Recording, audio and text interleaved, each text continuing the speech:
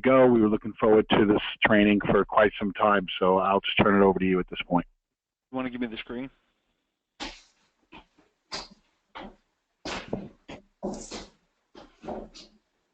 There you go. Okay. All right.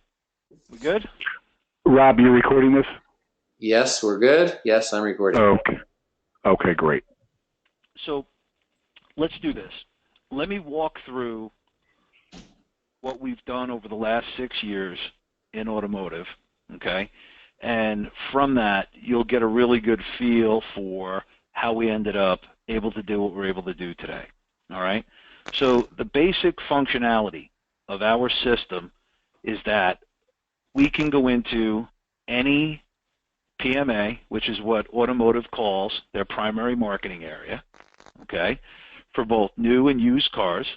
For right now, let's talk about, I know previously owned, so let's call it franchise, right? So the Fords and the Audis of the world, and then there's the used car lots, and believe me when I tell you they're very profitable, and there's a boatload of them.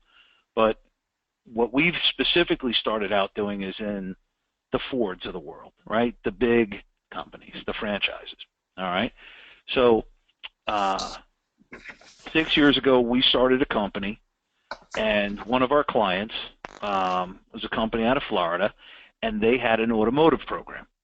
And they were looking to add a digital component to their automotive program. So they became a client of ours, and in working with them and getting to know them and seeing how they operated, we developed out the data portion of their automotive program. And what they did was they would walk into an auto dealership, okay, and they sold cars. So they walked into an auto dealership, and let's say they sold 30 cars for $400. It was a $12,000 sale, and they would market, right? And how they did it was they used a lot of demographic information, you know. So they would pull up everybody who could potentially be in market based on the age of their car and all that goofy stuff. And while there's a lot of possibilities in there, they started to build that company. When they met me, I turned around and said, what if I can show you specifically who's in market for a car, okay? So we started to work with first, I'm going to say for the first 2 years, 2.5 years of that relationship, all I provided was the in-market digital, okay? And at the time, we were developing out our own functional data system, okay? And we were heavily into automotive really starting 3.5 years ago. And I wound up white labeling their product and selling it for $500, okay? My cost on that was a lot less than their $400, obviously, but I sold it in my name, plus I provided data to them for their back end. So what they did was the basic functionality would be if you walked into an auto dealership, they would build what they call the manifest, right? We would do a market analysis. We'd find everybody who was in market, name, address, phone number, email, cell phone. We'd scrub out of that master list everybody who they had sold to in the last 5 years, everybody that they have in their CRM, okay, that was active for the last 60 days, and what was left we called the marketing manifest. That's who we marketed to.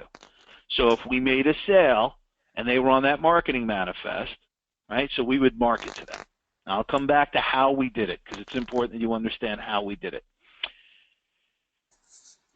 It was a 7-week contract, and we would go in and we would produce sales and we would match back. And how we did it was we used a third-party company.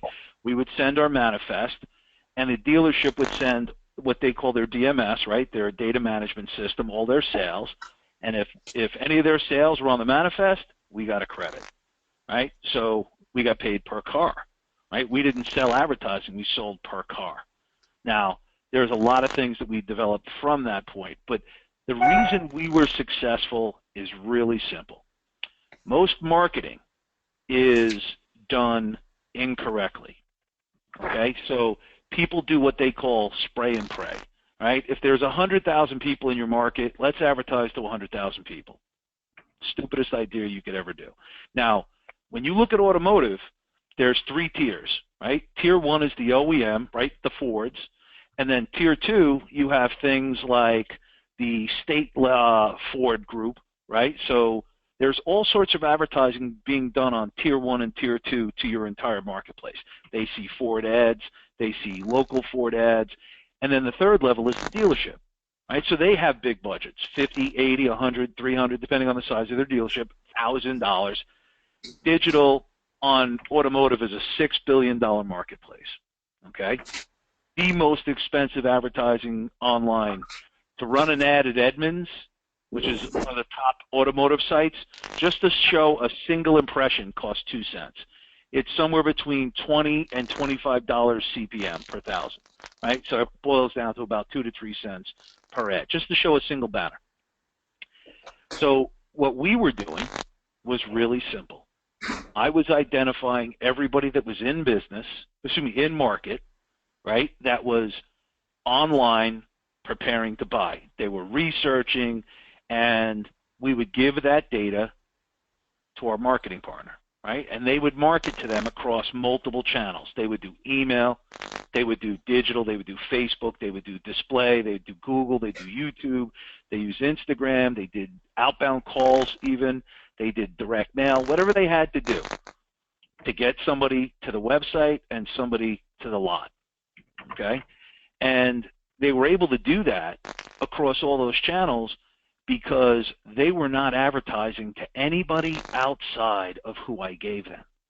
So on average, they might be working in a 30-day period. There might be between 4,000 and 10,000 new leads in a city, depending on the size of the city. If it's a smaller area, we really didn't work with anybody that did less than 80 sales per month. Okay, so typically it was 120 sales. 110 sales or more a month was typically who we worked with, where we did the guarantee in 7 weeks. If it was less than 110, we would do a guarantee, but we wouldn't be on the clock for 7 weeks because there's a reason why. Either their market's too small or their salespeople sucked, and we weren't going to guarantee something if that were the case. So over the years, I would say in the 7 years they were in business, they probably have sold close to, I'm going to put it up around between 800,000 and 1 million units, okay? And inside of that, for the last 3.5 years, we've been providing the data, right? In the beginning, we provided just the marketing on the digital side, and as we learned what they needed, we really started to build out our own data, and that's when we went from anonymous to knowing who it is, okay? So we had a full-on marketing program. And we didn't sell advertising, we sold the sale. We sold the guaranteed sale.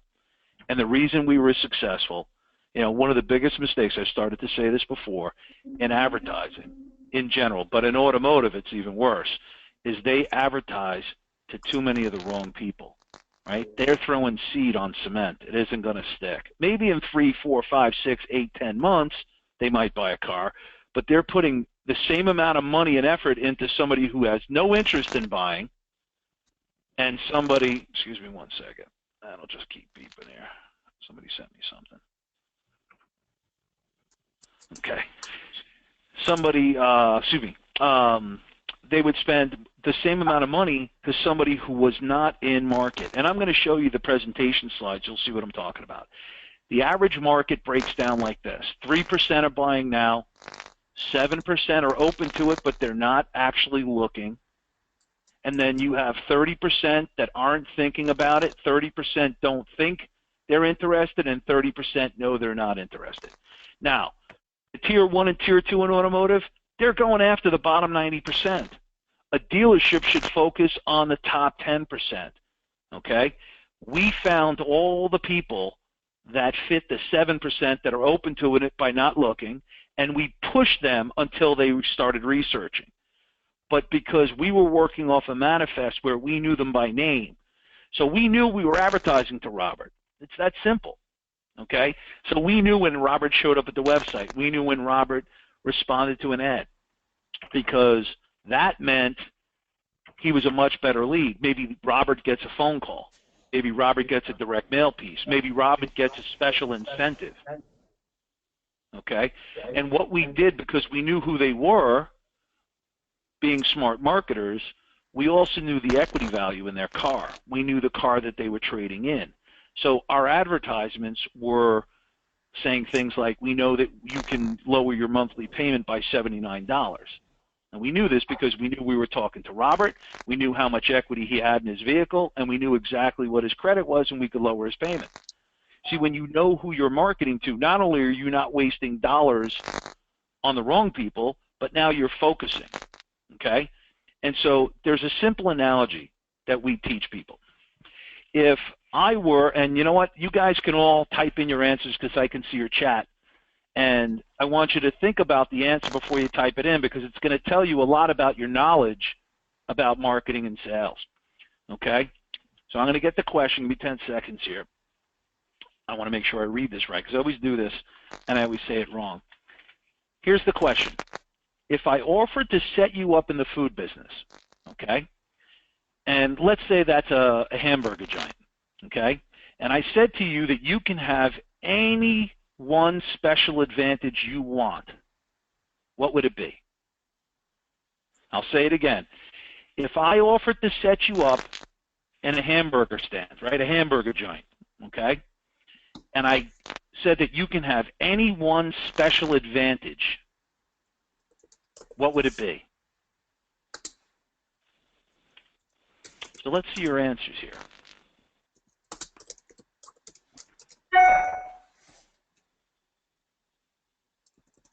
I can't see the answers being typed. Oh, there it is, Susan. Ah. What did she say? Well, come on, man. There's got to be more than two. All right. So here's the deal.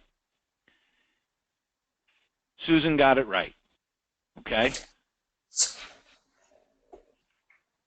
You could have anything you want, but here's what I would want. I want a hungry crowd.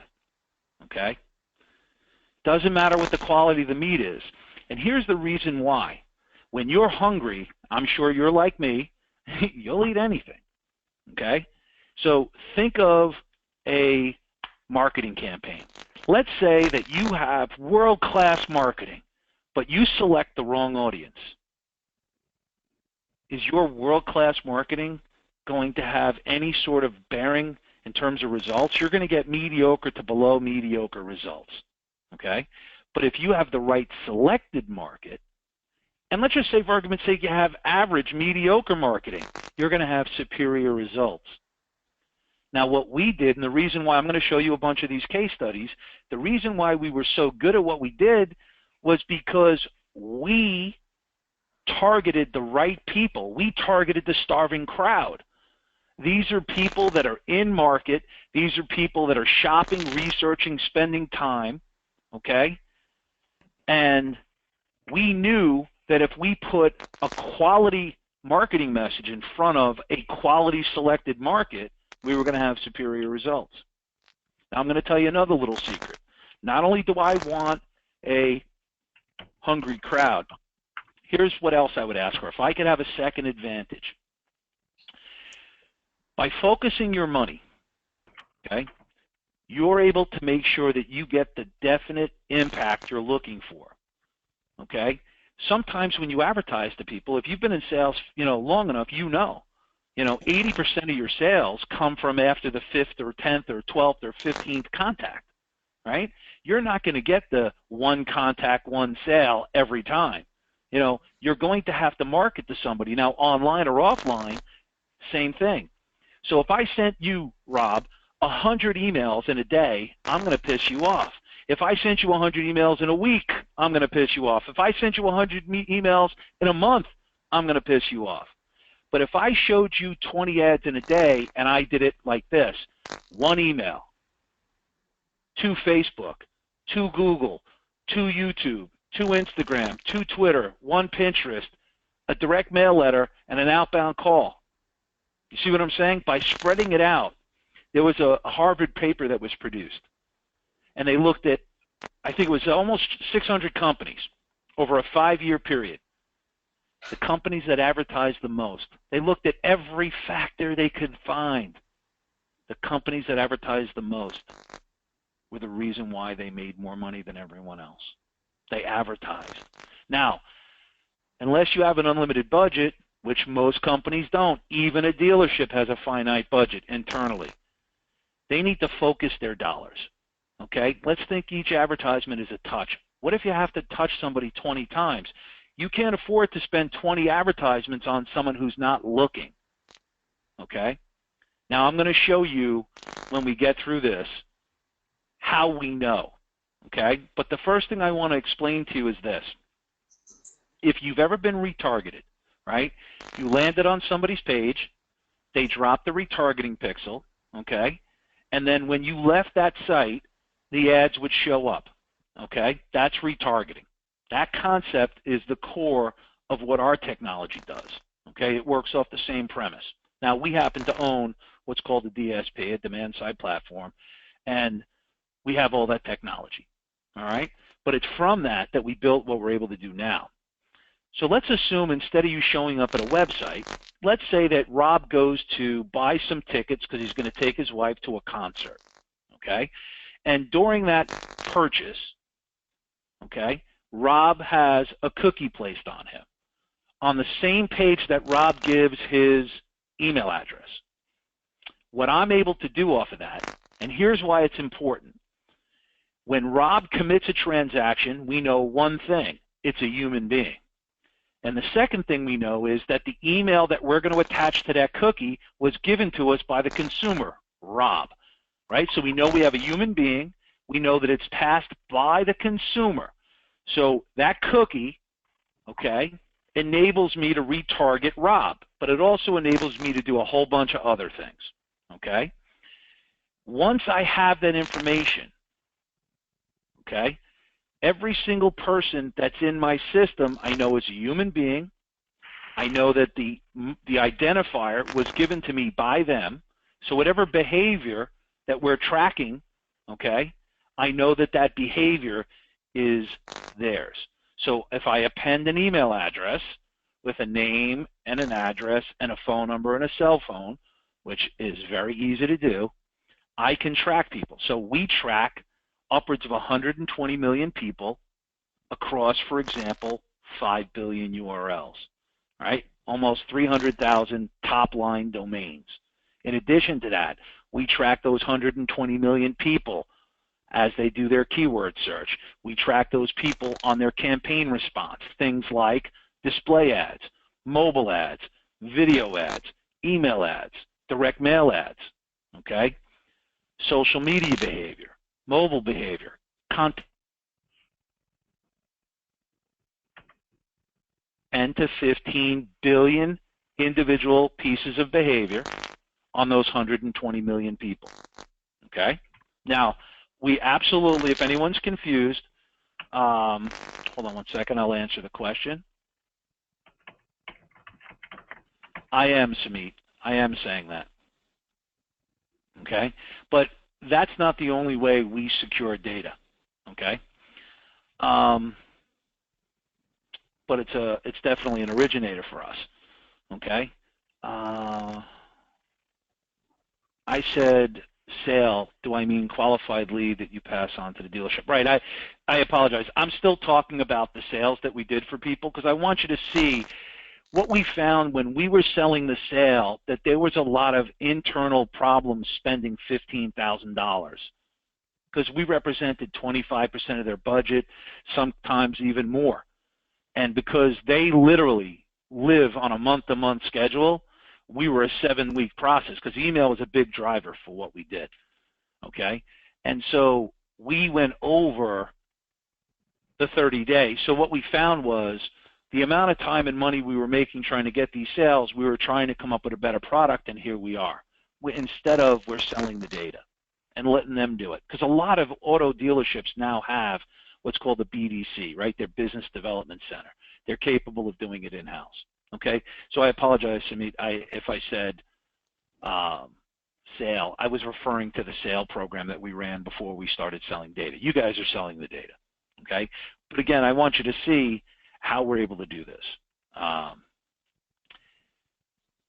And BlueKai is not a DSP They're a data provider.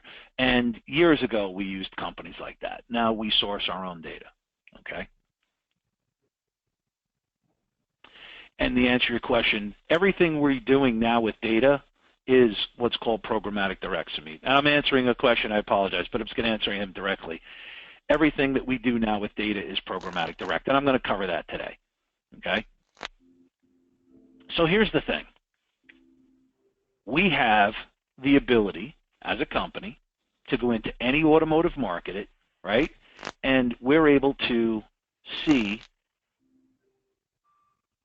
who's in the market, right? By simply looking at data, all right? So I'm going to give you a story that you're going to use when you open up your sales call, all right? And this is how it works. If you and I were standing in a stadium, 50,000 people in that stadium, right? We're standing in the center of that stadium, and I'm standing next to you.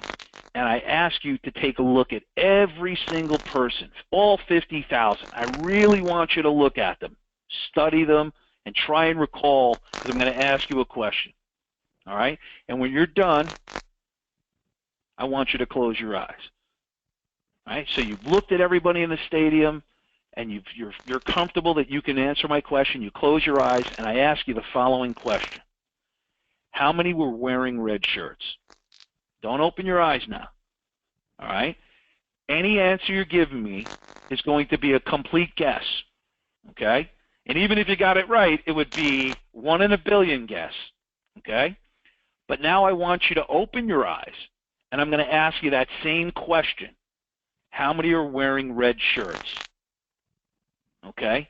And now because you know what you're looking for, it would take you some time to count them up. There's 50,000 people, right? But you'd be able to give me an exact answer, 100% accurate, if you really took your time. Now, if I put you in a stadium with 5 million people, it would again take you some time, but you'd be able to give me a 100% accurate answer. And the reason you could go from having no clue to a clue to being, had no clue to being 100% accurate is because you know what you're looking for. You know now when you look at them that you're looking for a red shirt. Okay? So let's change that analogy from a red shirt to someone who's in market. Okay? How do we know when somebody is in market? Every day, our company collects 10 to 15 billion pieces of information across all those different behavioral types, right?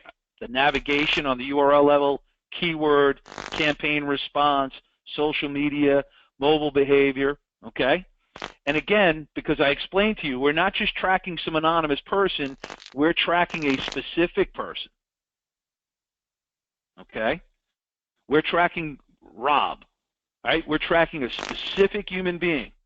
So not only do I know all of Rob's online behavior, I also know Rob offline too.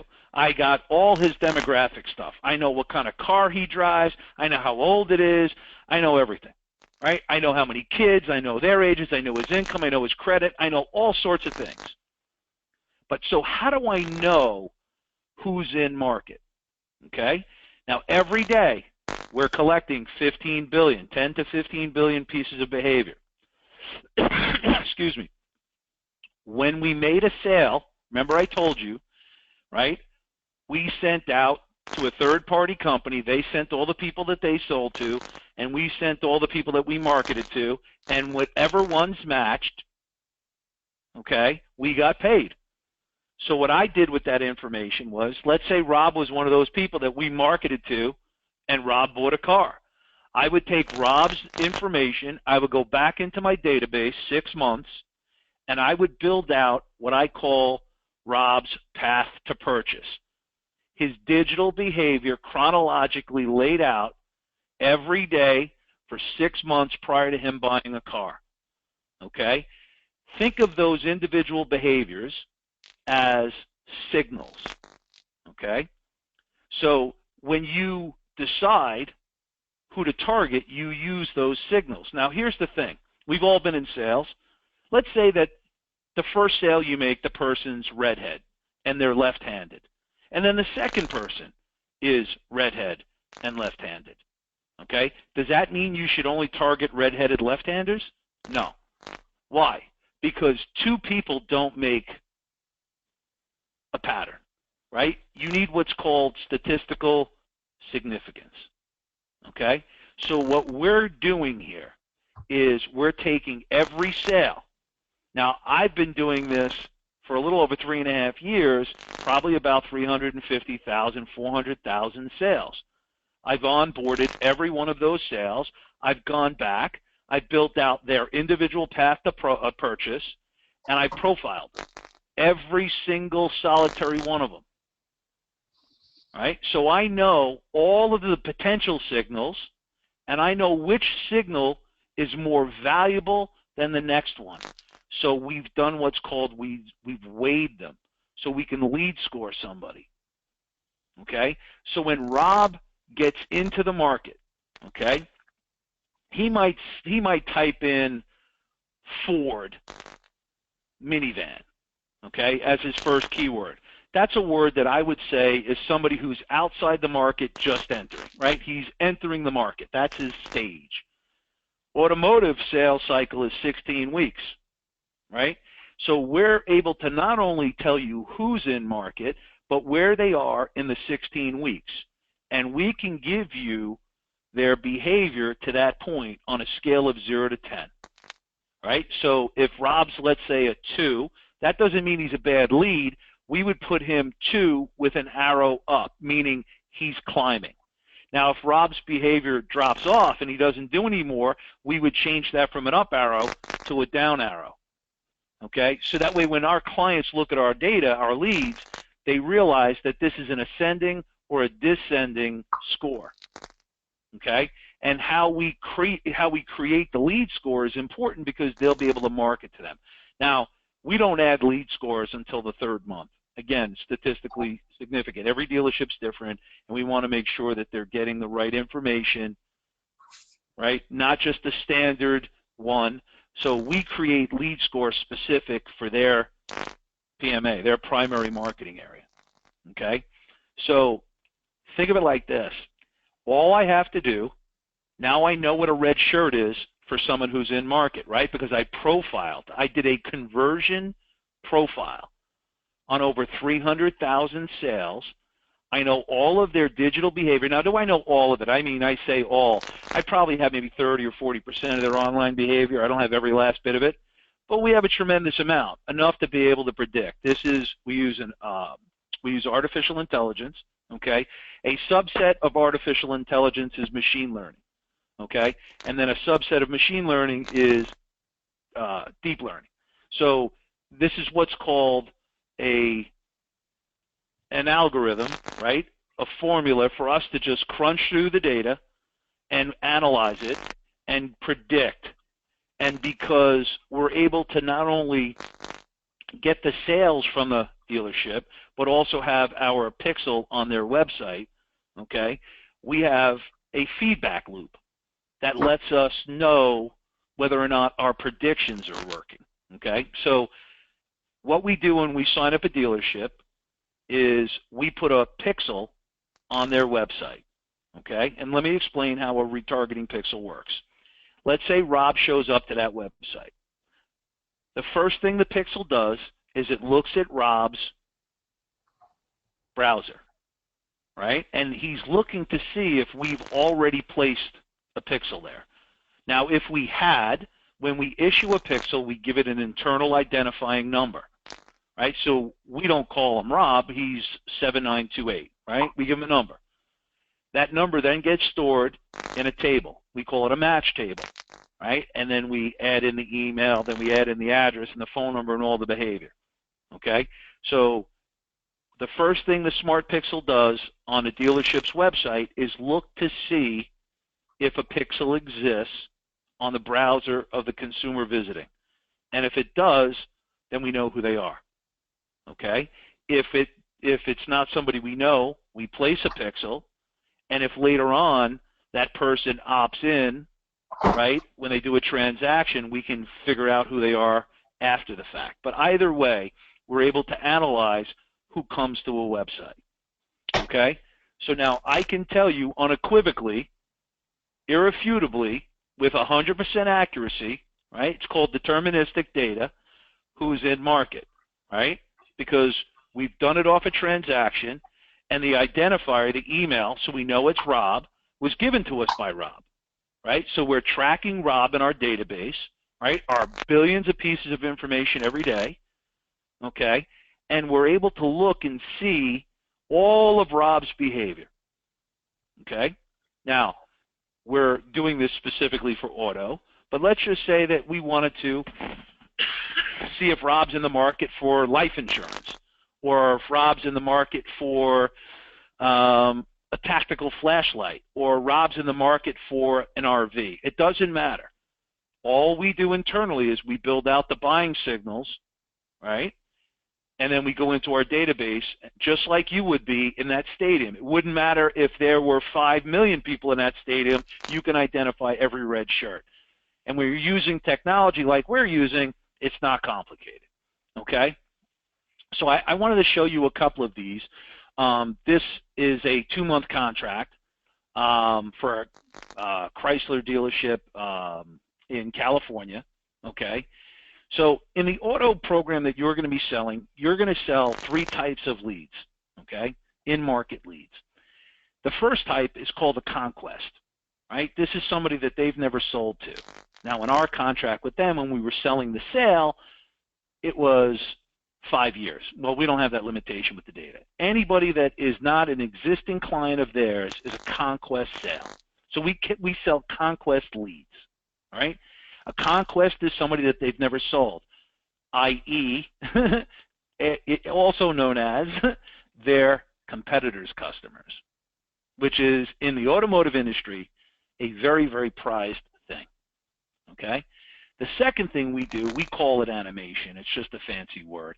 We onboard data, right? There's 2 types of data that we onboard for automotive. We onboard their existing CRM data, right? Because we're going to let them know if they're still in market. Now, why is that important? Because if the data is still in market, then they wouldn't give up on the lead.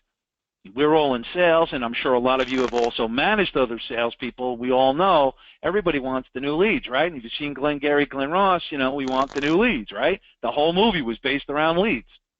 New leads. Not working the old leads. I only want the new leads. Somehow new leads are better. What we're showing them is they're spending massive amounts of money for leads that they're walking away from, but those people are still in market.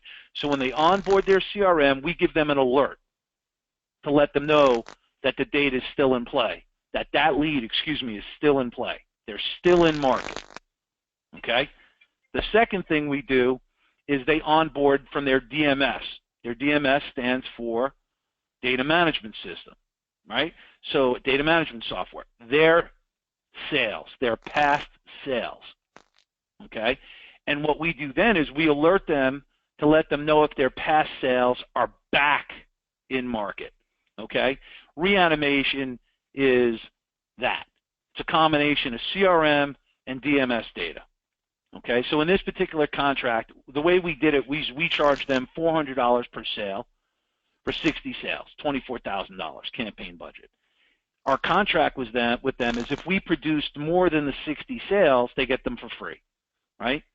So not only did we drive sales, but we also drove service work. So if you look down here on the right, okay, middle of the page, we drove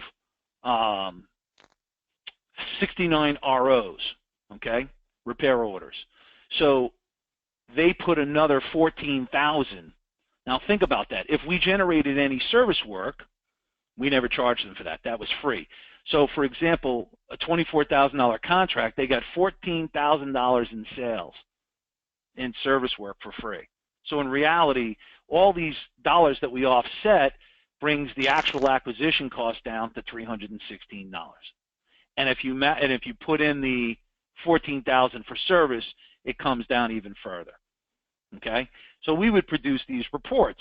But a lot of times when we talk to these dealerships about doing a $24,000 contract that was over 14 weeks, they freaked out and they didn't want to do it, despite the fact that we have done this forever and ever, and we've done it for dealerships of all kinds. There's a Nissan dealership in Georgia. Again, 60 contract. We produced 67 sales. In addition to that, we produced, let's see what the service number was. We produced 99 ROs for another $25,000. Now, the question we always get is, how did you know? Now, remember, we work off a manifest. We work off a name, not an anonymous person. So they're putting all of their service orders for the last 30 days in when they give us all their sales. So we're able to see not only that they made a sale to them, but exactly what the terms and conditions for that sale were. Okay? So for us, it enables us to get in there and identify the hungry crowd, the prospects that are in market, buying now, getting ready to buy now, preparing to buy now, and we focus our ad spend on just the few, but instead of going horizontally, going 2 miles wide, we went maybe 10 feet wide, but we went 2 miles down, right? So Rob is on that list. We run an email campaign to him every 2 weeks. We start Facebook advertising them. We start Google advertising them. We start YouTube advertising them. We start doing display ads. We start doing mobile ads. We start doing direct mail if needed at the end, phone calls, okay? We use a call center out of Detroit that's owned by the guy who owns Quicken Loan and the Cleveland Cavaliers, Gilbert. So for us, we're working with one of the best phone rooms in the world, quite frankly. They're ridiculously good at what they do, and they have a tremendous automotive department, and obviously they're pitching a hungry crowd. Okay? So what we found was it was much easier for us to go in and instead of selling them a $24,000 product, to go in and sell them a $3,500 product. Okay? And the $3,500 product was the data that drove the $24,000 product. And for us, it was a lot better because we were making more sales, right? And we were keeping them longer. I know we get asked this question a lot. If you were selling guarantees, why wouldn't they sign up? Well, when we started selling it 7 years ago, it was a much different program than it is today. There weren't a lot of people doing a lot of the digital that we're doing today. Now it's more commonplace. 6 years ago, programmatic advertising was in its infancy. It was less than 2.5 years old. So dealerships started to develop out more of a digital internal program, and they're capable of doing these sales themselves, right? The data became more prolific in terms of demographics, not behavioral. Okay, we're one of the only companies in the world that sell behavioral data like this. All right, so for us, this is the stadium picture. That's the dealership. You tell me which one of those houses are in market. All right, so when we pitch dealerships, we let them know that we're watching their marketplace to identify those prospects that are ready to purchase, the top 3%. We're advertising to the 7%, even though they're open to buying, but not currently looking. But if they do become in market, we know, right? Because we're tracking the entire marketplace, all right? We drill down into your specific primary marketing area, right? We put a geo fence around it, and we watch just your market down into the household level, okay? And each individual household has individual people, and we're looking at each individual person as well, not just the household, all right? Now, every day, out in the world, every 60 seconds, there's so much data being generated, okay? So much so that if you took all of the information, all of the spoken and written word since the beginning of time, okay, up until today, all right, and put it into a database, you would need 50 of those databases for the amount of data that was collected digitally in 2016. And that data volume is going to continuously double and double and double. So let's just say that there's a pound of data, there's going to be 2 pounds, and then 2 pounds are going to turn into 4 pounds.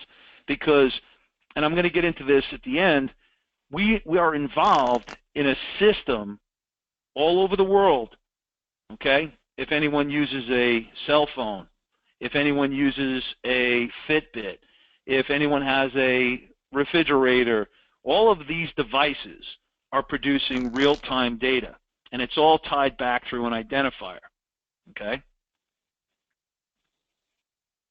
Did I lose you, Rob? Are we all here? Yeah, we're here. We're here, Tommy. Yeah, good. Okay.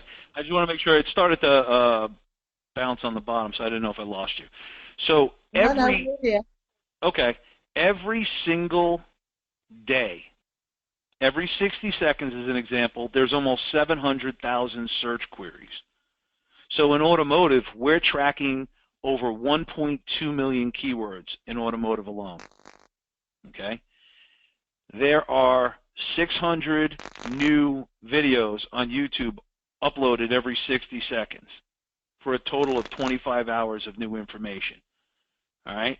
We're talking about Skype calls. We're talking about posts on blogs like Scribd-In.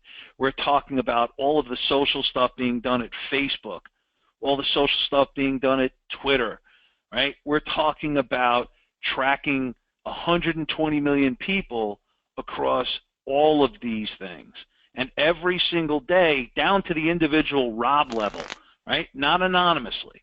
So what it enables us to do is to start to bucket all of that behavior for every single individual house and then for every single individual. And remember what I said, Rob's not just his behavior. Rob is also 39 with 2 children and a household income of 90,000, right? I know everything there is to know about him, where he lives, what his longitude and latitude is. You know, people look at longitude and latitude and they don't understand. We use data to create insight, okay? I'm going to give you a simple formula. Data plus data equals insight, okay? So latitude and longitude. I can take that latitude and longitude and I can run a mobile ad to 5 feet of that latitude and longitude, 20 feet of that latitude and longitude. Meaning I can show ads to just people at his house. Now, what happens is our algorithm only looks for device IDs that are tied to specific living times, right? We're not looking for, maybe we might get his neighbor, but we wouldn't consistently get anybody but any person in that house. And now we have the ability to target them with mobile ads, okay? We know that, you know, we say Joe Smith here. We know that Joe has a Honda Accord that he purchased in 2012. We know that he's in market. Now, again, we were limited on space. We know that he went to KBB. We're not looking at it on the domain level. We're looking at it on the individual URL level. Now, I'm not tracking anybody at Honda, for example, but I will tell you that we have contracts, our code, our software, okay, our sensor network, as we call it internally, is on millions of websites, right? How many places do we have our Smart Pixel? Every one of those websites are feeding me that information. But not only are they feeding me information, anytime you get an internal visitor, we know where they came from. Anytime somebody leaves off of a site, we know where they're going because they clicked the link off our site. So we're collecting information in a lot of different ways. Our data is being collected off of websites. Our behavior data is powering specific products that we created, that we partnered with, different services. We even have a team of programmers that develop new sensor technology, okay? It's predicted in the next 3 years that there's going to be 50 billion devices, okay, that are going to produce data. And on any one device, there's going to be 10 to 12 different sensors, all kinds of things. So you're looking at a 1 trillion sensor economy. Data. Now remember what I just taught you. What's the formula? Data plus data equals insight. Okay? When you add data together, you can get insight. When I take Rob's path to purchase and I overlap it with Susan's path to purchase and thousands of other people, I combine that data to gain an insight as to the behavior of somebody who would be in market. Now, when we put a pixel on Rob's website, on the dealership's website, we know if Rob shows up. And because my dealership is onboarding CRM data, we know if he opts in. And because they're onboarding DMS data, we know if he purchases. And all of that information is fed back into that algorithm, right? That artificial intelligence that we use to grade whether or not this particular guy in the picture is a 2 with an ascending, or is he a 2 with a descending? Is he a 7? We're following him in real time for billions of pieces of information. Now, if you're an auto dealership, it's very simple. You come on board with us, you have one of 3 ways that we could feed you insight. We could let you know who's visiting your website. We could let you know who's in market who hasn't visited your website. And we can let you know when your past sales are back in the market and if your CRM data is still in market. You'll get those alerts. Now, for us, I'm going to jump ahead here. For us, it's simple.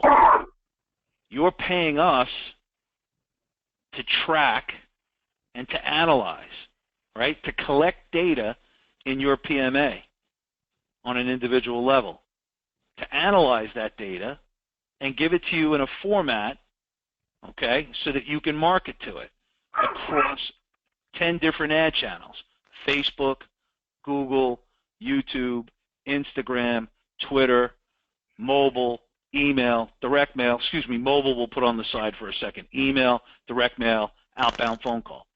But let me tell you something. We're already in discussions for television. We're already in discussions for radio, and print is not far behind. I'm going to take the one that's the furthest away and tell you where it's at. First off, TV and radio. Rob, is that you? If you can mute your phone, whoever this is coughing, it'd be great. Yeah. Okay. So print, as an example, Time Magazine sent out their magazine to their subscriber base. They went to Target, the department store, and they customized an ad for each individual subscriber. So they sent out a magazine to say 300,000 people, and if Rob got that magazine, the target ad was geared specifically to him. Now, Samit asked the question, it's, about programmatic.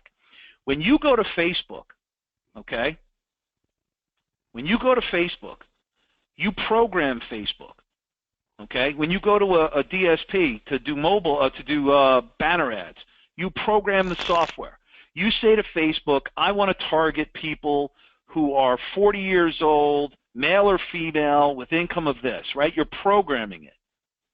What we're doing is what's called program direct. Instead of relying on these other places for the data, we're going to sell the data to these people, and the difference is dramatic. When you drive traffic from Facebook and Google today with our data, we'll lower your first click cost by between 25 to 75%. Why? Because it's the difference between owning your own data or going to Facebook and you have to pay them on a usage basis. Every impression they're charging you. Every single ad you run, they're charging you not only for the place of putting the privilege of putting the ad, but the data that targeted that ad. So what we're able to do is give the ownership of data to companies. In this particular case, automotive dealerships. All right?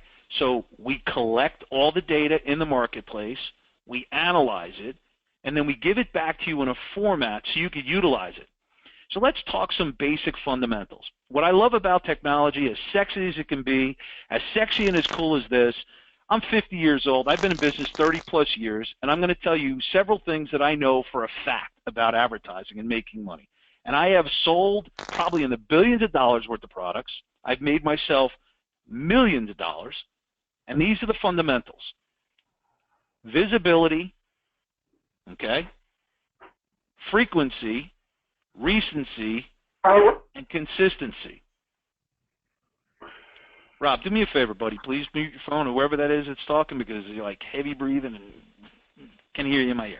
Thank you. So here's the deal. Every single time you run ads, you have to accomplish three things. You have to create awareness that you exist, right? You need visibility. So your goal as a business should be to advertise every day to your marketplace.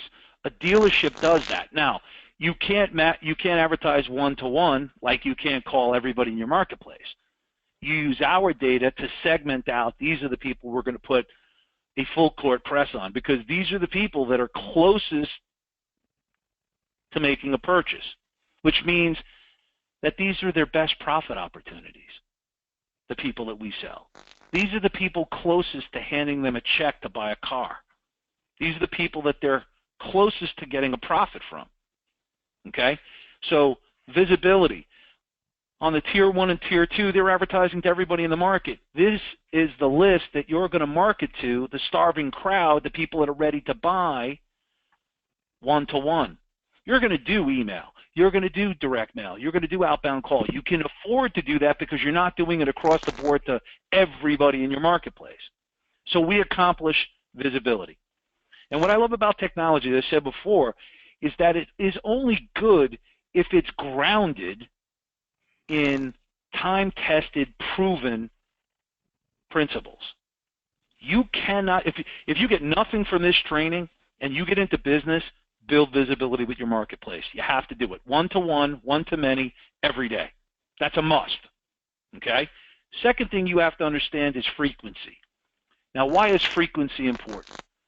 Frequency is important only if you can do frequency without being annoying. When you spread it across multiple ad channels, you're not being annoying. But the power of repetition breaks down resistance. That's why frequency is so important. Repetition. The frequency, the power of that repetition breaks down resistance, and it gains acceptance of a new idea. J.D. Power, I don't know who is, do me a favor, guys, can you mute your phone, whoever it is? Maybe it's not just Rob, but somebody, please, appreciate it. This is really loud. When you, anyway, here's the thing. We're looking at taking somebody, J.D. Powers, that's what I was talking about. J.D. Powers has done study after study. Most people are open to multiple types of makes and models when they first start their search. No matter how many cars they bought to that point, they could have bought 5 straight Fords. They'll consider anywhere between 4 to 8 different makes and models when they start their search. Okay? So having the ability to repetitively market to them, okay, repetitively. I'm going to tell you a secret on how we sold so many cars at the end of this, okay? But for right now, understand that repetition is incredibly important for gaining the acceptance of a new idea, okay? It wears you down through its repetition. So now I'm going to ask you another question. Every prospect, okay, every prospect that you do business with, right, they're watching a parade, the same parade, but they're at different points in the parade. Some are at the beginning, some are at the middle, some are at the end, some are on one side of the street, some are at the others, some have a good vantage point, some have a bad vantage point, but they're all watching the same parade. So how do you identify that perfect time for a prospect, right? They're going to make a purchase decision, but it's just like that parade. Everybody's got a different variable. So how do you know when someone's going to buy? You don't. So the only way that you can have perfect timing, the only way that you can put perfect timing with that prospect is if you advertise consistently. And when you own the data, it's cheaper. And when you own the data, it's permanent. If anyone's done any type of advertising, when you drop a cookie, cookies can be cleared. But we've made this data permanent. So this doesn't necessarily expire. The single most important click is the first click. It's also the most expensive.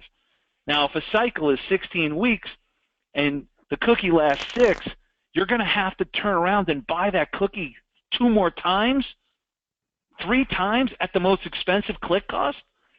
But if you do it with us, it's permanent. The data is permanent, and it's portable. You can take it to any channel you want. Why is that important? Well, you have to show ads to them consistently, right? What if you're a one-channel pony? You're killing it at Facebook with your advertising. 90% of your sales come from Facebook. I cannot tell you how many multi-10, 15, $20 million companies are one-channel ponies, one-trick ponies. Everything they have is tied to one way of generating leads and sales. What happens if Facebook changes their terms? Imagine you're throwing a party at my house, and you plan for months. It's the most important party for someone you love, and then you spend all this time and money preparing. The night is going fantastic, and you're telling everybody we're going to be here till 2 o'clock in the morning, and at 10 o'clock I turn around and say, everybody get the F out.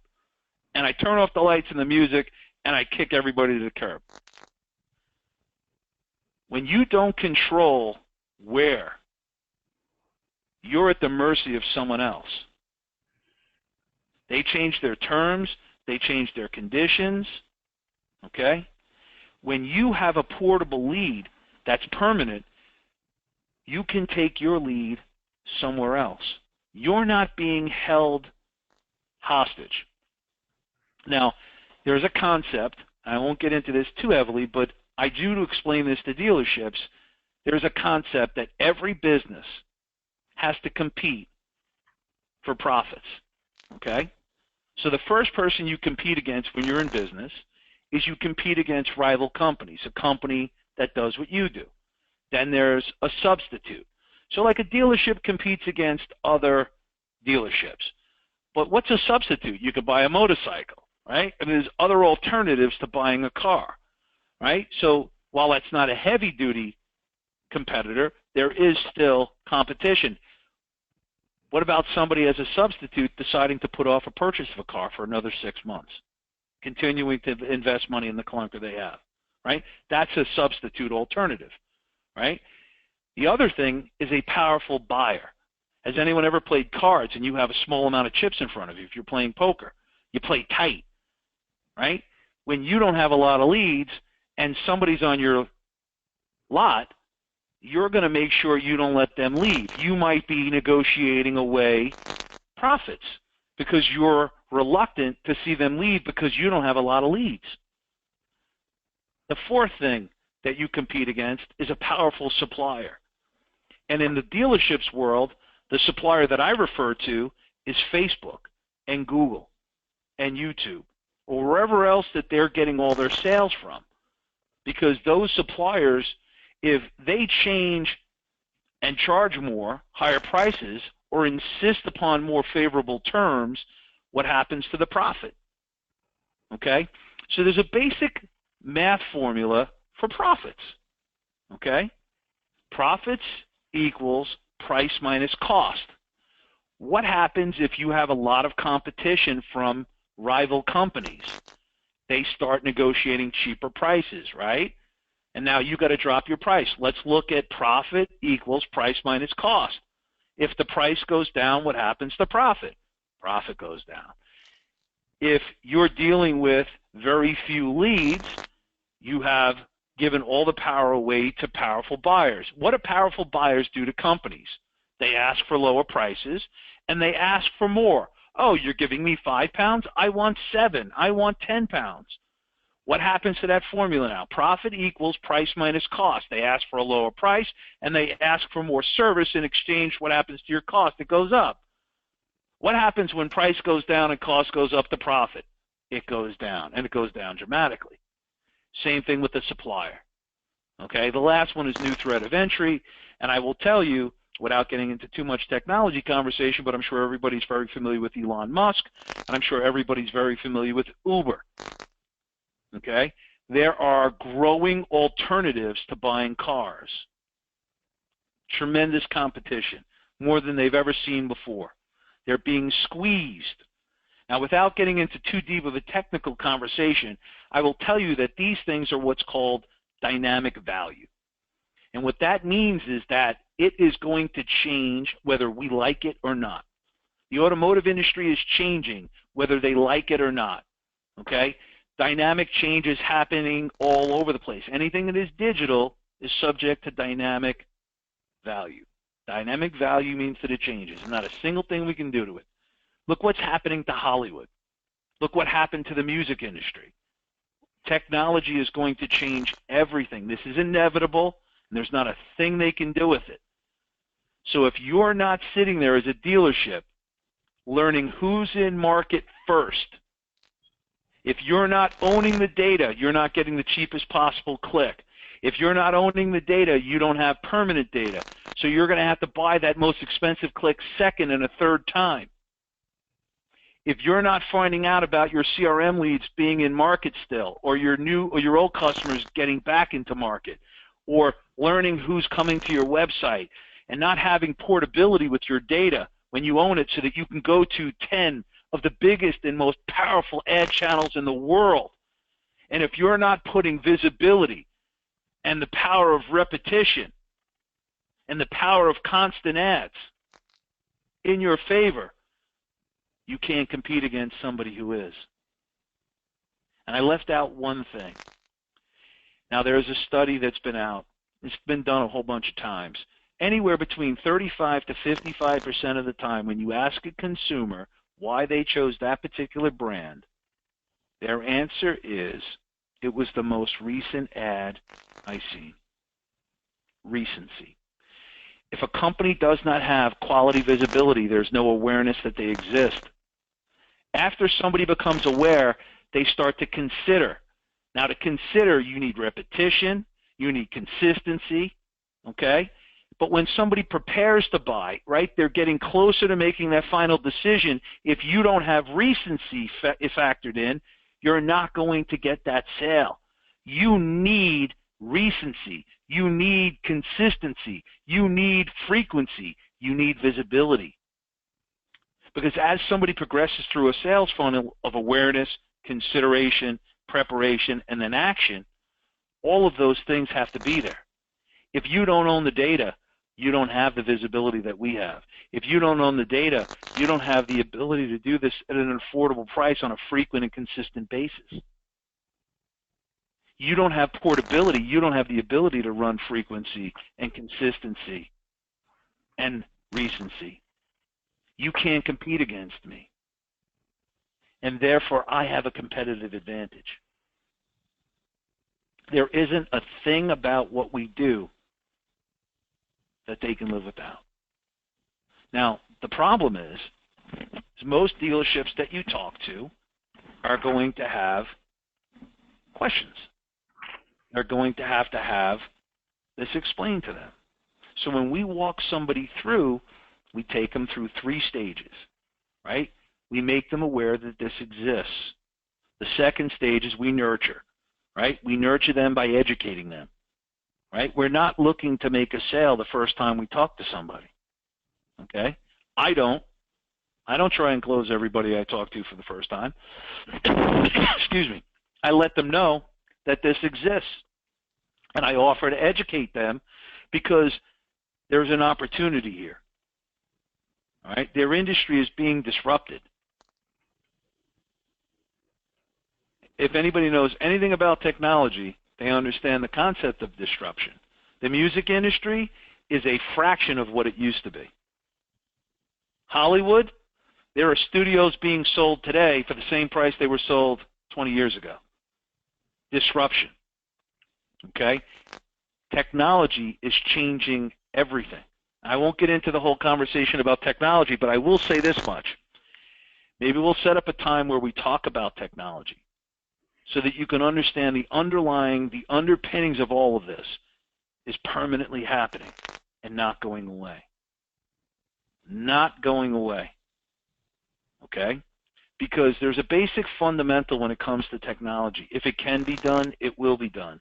And if little old me can do this, and little old you can do this, you know that this is only going to proliferate. It's not going to slow down. So I'm going to tell you a story that you're going to tell to the dealerships. I'm going to tell you the story of Kodak. Okay? Kodak was a company, and if I'm sure some people probably understand this and remember this, but Kodak was a company that was a Fortune 50, not 500, Fortune 50, all right? One of the biggest companies in the world. And they were doing billions of dollars in sales, okay? In 1996, they were doing $28 billion. Excuse me, they had a $28 billion market cap, okay? They were worth $28 billion in 1996. All right, they had 95,000 employees.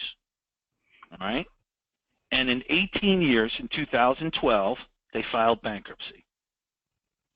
And in the same year that they filed bankruptcy, a company called Instagram was bought by Facebook for $1 billion.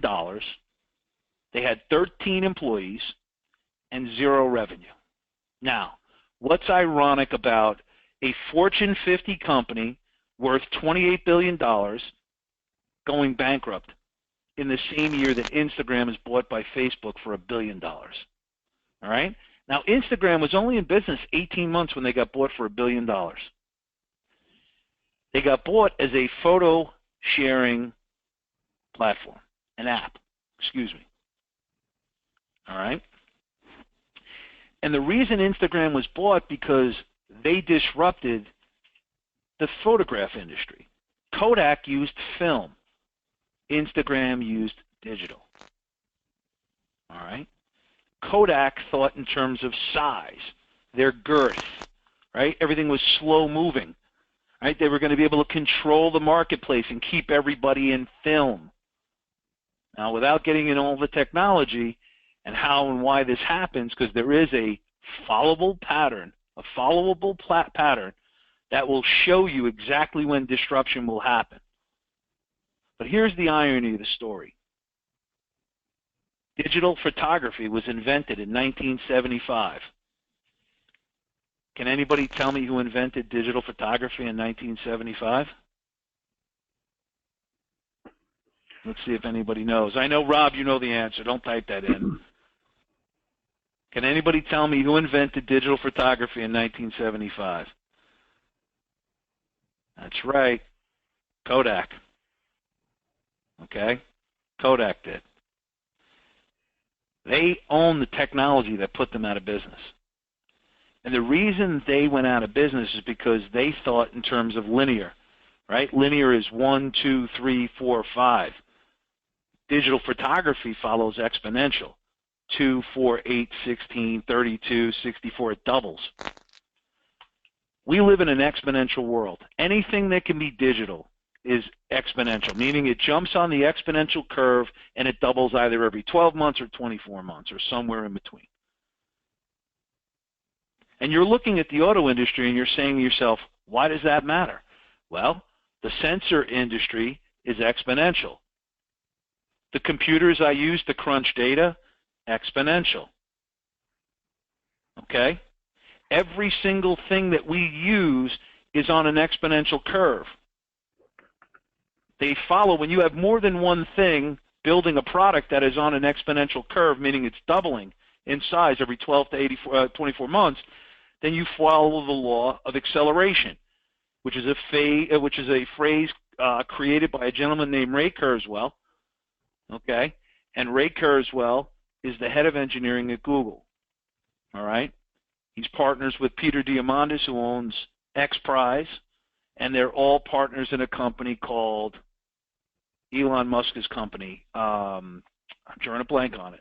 The car. Tesla. Okay. Tesla. Okay. And Solar City. Okay.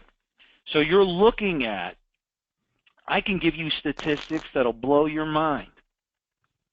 The basic fundamentals are this.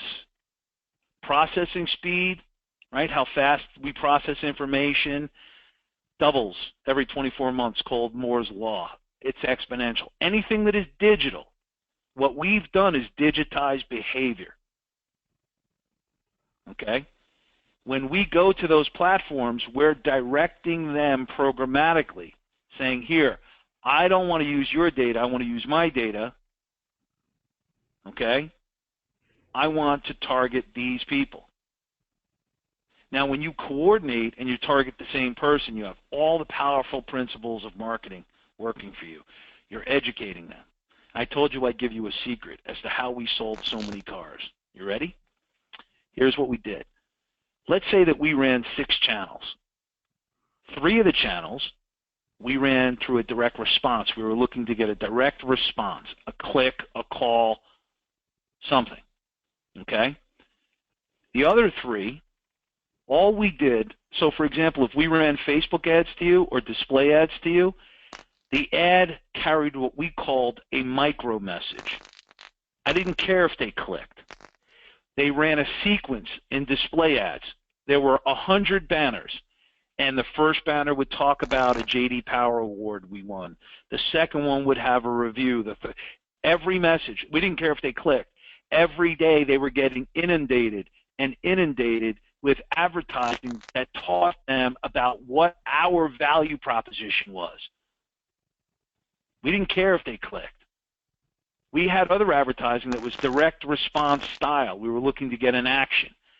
The other were constantly repetition, but not the same message over and over again. We were giving them more reasons, because the definition of marketing is simple. It's the process of educating the customer of the value you bring to them. We used advertisement. If anyone has ever driven on Route 95, I-95, from Virginia, say, to South Carolina, there's a rest stop called South of the Border, I think. And all you see on 95 are billboards. And every billboard is for this place, South of the Border. And they have this iconic image of a guy looking over the top of the billboard with his face. But underneath, they would talk about a different value proposition. They talked about the thousands of products they had. They didn't show you the same ad over and over again. Each one of them was different, and you would see it for 200 miles. We used the same concept. We called it micro-messaging, where we told the story, okay? Where we told the story in each ad. And now we'll teach that. All of these best practices, we're going to teach them. How to use the data properly at Google. How to use the data properly at Facebook. How to use the data properly at YouTube. Now, I have my first business that I built and I sold. I will tell you, we had a great product. But there was something that we did that was the difference maker. Okay? Now, for you to be successful in selling a product, you have to have a couple of criteria. The first one is you have to have a product that your marketplace will want in a high-interest way. Okay? So knowing the names and having all this information and all this power, the portability, right? All the things I'm talking about here. This is definitely something that dealerships want in a high-interest way. But here's the thing about having something that people want in a high-interest way. What if 5,000 other people can sell it to them as well? That value gets diluted. Okay? It dissipates. So the second thing you need to have is a high degree of exclusivity. We are not only the only company in automotive to do this, we're the only company in business doing this. So your degree of exclusivity on a product that everybody in your marketplace will want. There are 18,000 franchise dealerships. Ford owns 3,100 all by themselves, right? Massive companies. There's another 60 to 80,000 used car lots. And don't dismiss them. They make a lot of money per car, okay? Because they basically sell finance. And there's tremendous amounts of money being made on a used car lot, okay? Now, imagine you're selling a product. Oh, wait, you don't have to imagine it. You are. You're selling a product that you could sell to over 100,000 people, right, in a very specific market, and you could walk into their dealership and you can tell them the name, the address, the phone number, the email, the cell phone of everybody who's in market. You can give them the name and the address and everything about 10 to 30%, 40% of the people that visit their website. You can let them know when their CRM data is still in market and if their DMS data, and please don't think that those two concepts, CRM and DMS, are not important. They are. They are. I'm pitching Ford in 3 weeks on the OEM level. Their most important criteria, this whole conversation, was the DMS. They call it brand migration. They don't want to lose current Ford customers. Okay? Now imagine you can walk into that dealership and you possess in your power their quickest profits because you have everybody who's in market preparing to buy what they sell. And you're the only guy in the world that currently sells this. Now imagine if you had proof, dealership after dealership after dealership, of one sale after another. So not only can they understand this, but they can believe it because we have proof out the wazoo. Now, the first company I built and sold, I created the final cherry on top, and Rob's agreed to allow you guys to use this tactic. I call it the best terms and conditions known to man. Here it is. We believe in our products so much. We know its success is so real for you. If you do what you've been doing all along, you've been marketing to people, don't change, but just market to the people we tell you to market to, you're going to be successful. The best term and condition known to man is if you don't get paid, we don't get paid. Now, granted, we charge up front, but we sell it under a 30-day money-back guarantee. Now, I want you to know something about me. We own, as you can see, the ability to take that data that you might say is no good and convert it when you couldn't. We're not just saying it. I'm not just saying I could do it. I absolutely guarantee I can take your data and convert. So I tell people this, and I say it very nicely.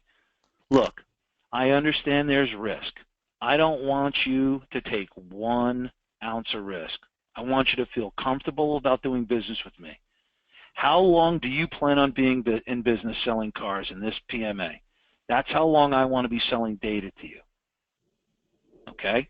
So I'm going to give you what I call the best terms and conditions known to man. If you don't get paid, we don't get paid. So at the end of 30 days, if you say to me, Tom, I want my money back, we give it to you. But just know that I'm going to take that data, I'm going to go up the road to your competitor, and I'm going to prove you wrong. And I'm going to come back in here and I'm going to rub it in your face.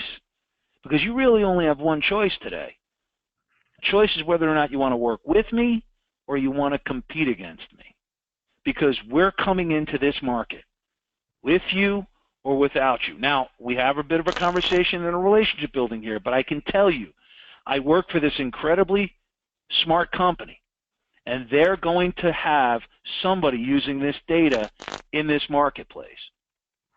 See, this is called in-market data, in-market leads. These are leads that are based on the online behavior, are preparing to buy right now. This is not going to be permanent. This is like fruit on a tree. Eventually it falls to the floor and rots if it doesn't get eaten, if it doesn't get picked and eaten, excuse me. So I want you to feel totally comfortable. I want you to feel 100% without doubt in your mind that this is something you can afford to take and try. Now, it's kind of like me holding an apple, right? And I have this apple in my hand. You can't see my hand, but my hand is pointed up towards the ceiling, and in my hand is this apple. And I say it's the juiciest, I say it's the tastiest, I say it's the sweetest apple you'll ever sink your teeth into. But the truth of the matter is, you won't know that to be true until you take a bite. There's no way around it. And that is why we give you the best terms and conditions known to man. Because we want you to make a decision based on fact, not my incredible, sexy technology, not my incredible sales ability, all incredibly good things, but the ultimate test of anything is, does it work? And when we say work, does it make you sales, profitable sales? Now, we've got a track record that says yes. We've proven it beyond a shadow of a doubt, irrefutably. But here's the thing. Until you work these leads, you will not know it for yourself as a fact. So we're offering you this under one condition, that you do what you say you're going to do, that you're not wasting my time. But just know in the back of your mind, if you are, we're going to take that as a personal offense, and we're going to go up the road, and you're going to have to compete against us. Now, here's what I'm asking. I'm not asking for you to put your faith and trust in me for the rest of your life. I'm asking for you to give me an opportunity to prove it to you. That's all I'm asking for, is an opportunity to prove to you that I can put profits in your pocket. Because I guarantee you this. When I tell you I don't get paid if you don't get paid, how many people are employed in this dealership? Every last one of them. You could tell me whatever number you want, 50, 100. Every last one of these people get paid come Friday, whether you're profitable or not. I will be solely the only person working for this dealership that profits if you're profitable. So when I tell you that I care about your profits, I'm going to be the only one that you would believe. As a matter of fact, if I had told you at the beginning of this presentation, I care about your profits, you'd probably sit there and tell me, that's some sales pitch you got there, pal, right? But if you don't get paid, I don't get paid. So I'm going to ask you that question now. If I told you I cared about your profits, would you believe me? Absolutely. Nobody working for you today can say what I just say, and you believe it. Now, they might be great guys. They might be dedicated. But if they didn't get paid Friday, they might stick around another week. But they'd be gone the following week. No one's going to work here for free. No one's going to work here if they had to sing for their supper. We're that confident. We believe that much in what we do, and we've got a track record that would choke a horse. If you don't get paid, we don't get paid. It's that simple. All I'm asking, and I extend my hand and I say, all I'm asking for is an opportunity to prove it to you. That's all I'm asking for. Can I prove it to you? And I'm telling you, when you stand in front of somebody and pitch that, you're going to get a handshake and a yes. Because if they say no, what are they saying no to? So if I were to describe what I do in one sentence, I sell money at a discount. Okay? Now, I'm going to tell you about sales. All right? I've been selling for 30 years. A lot of people say they're good.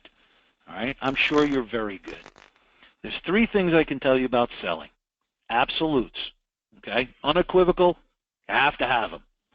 First thing is this. You sell from confidence. Okay? Sales is nothing more than a transfer of that confidence. You can put me in any city in this country. You put up any amount of money you want to bet, and I will drive sales for that dealership from this data. I don't care where we sit in the United States. I'll take any bet. Any bet somebody wants to put up. Okay? I'm telling you that if someone says, Tom, this data doesn't work, don't sweat it. We're going to take the data, go into our agency, because I own an agency in Los Angeles, and we're going to get that data, and we're going to market to it. And we're going to drive sales for somebody. They're just incompetent or unwilling. But either way, I want you to know that we could take that bet from anybody, anytime. This data converts. Okay? But here's the key. It only converts if you work it. If you don't do anything to it, or your marketing stinks, I don't care. The data in itself isn't going to close the sale. But here's the key. We're going to people who have a track record. All we're asking them to do is to take their successful marketing and apply it to this great data. Now, if you went to a company outside of automotive and they've never converted a sale and said, Tom, will this data convert? I would tell you don't even bother selling it to them. So the second thing I'm going to tell you about sales is who. Who you target matters. Now, in automotive, you're pretty safe. You can go after any franchise, because they have a proven track record of converting sales. All right? Used cars, not as much. All right? But you got to be careful who you target. And the third thing I'm going to tell you is this. And I think this is the most important thing. There's a concept, right? There's a lot of people who have written about this and trained on this in sales. There's a concept called frame control. All right? Maybe one day Rob will set up training and I'll teach you how I teach frame control. But let me just give you an example of frame control. I want you to pretend, take your hands, and I want you to make a rectangle box in front of your face, okay? Right? You're going to make a rectangle frame, and you're looking through that frame, all right? Now, I want you to think of that frame as a perspective, okay? So, for example, Rob, I'm talking to Rob. He's an auto dealership, okay? And Rob is sitting here telling me, you know, this sounds good, but, all right? What he's trying to do is change how we see things. He's trying to reframe me.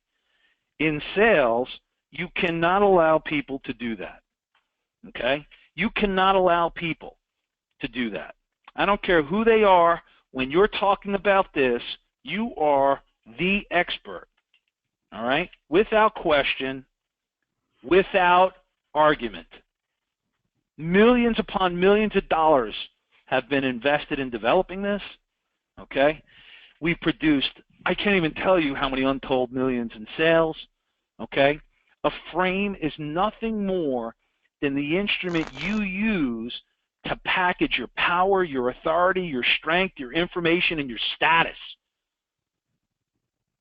So when you are talking to somebody, if they were to shoot down your perspective, you have to close the distance and shut them down immediately. You are the big cheese.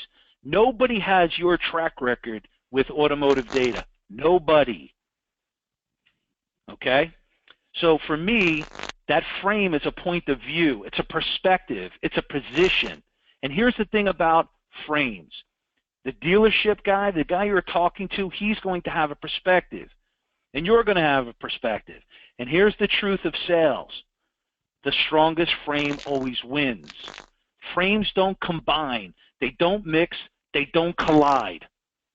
They don't mix. They collide. Okay?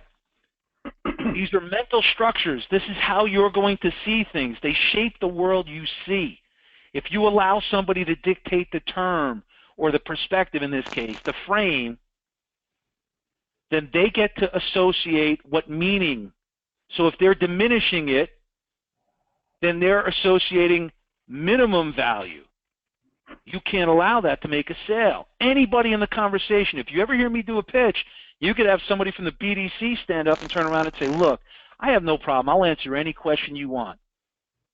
But if anybody wants to challenge me on this, I would like for you to produce a tax return, any tax return over the last 6 years on the money you've made in the fucking data business. Because my tax return would make you want to change sexes and marry me.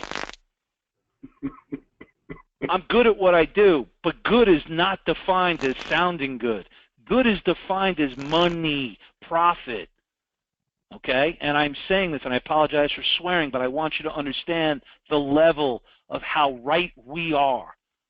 You do not allow anybody to control the frame. You don't allow anybody to reframe you. Everybody uses frames. Everybody, whether they know it or not. Okay? If your frame wins, then you enjoy what's called frame control. Okay? And that means that your ideas are going to be followed. Okay? Your ideas are going to be accepted. So let's go back and see if you don't have frame control. If somebody tries to reframe you and you lose frame control, then their ideas are going to be followed and accepted. That's why I teach my salespeople how to close the distance and shut them down. Okay? For me, it's simple. If you're going to walk into that and you're going to be a weaker frame, if you will, oh, geez, I don't know, maybe so, I guess maybe, let me ask somebody about that. Don't even bother doing the call. Set up the appointment and let us present it. I don't care whatever question they're going to say. I don't care. We've got a track record of proof.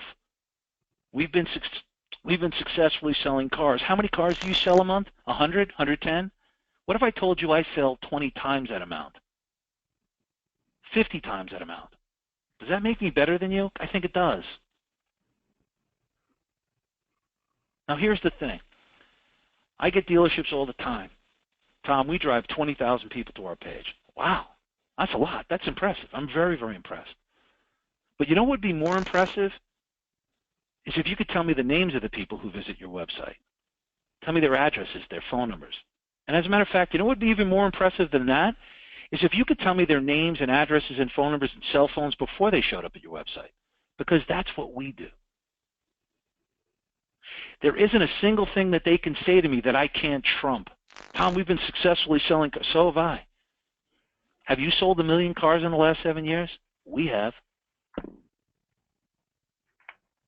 Are you selling 5,000 cars a month? We do.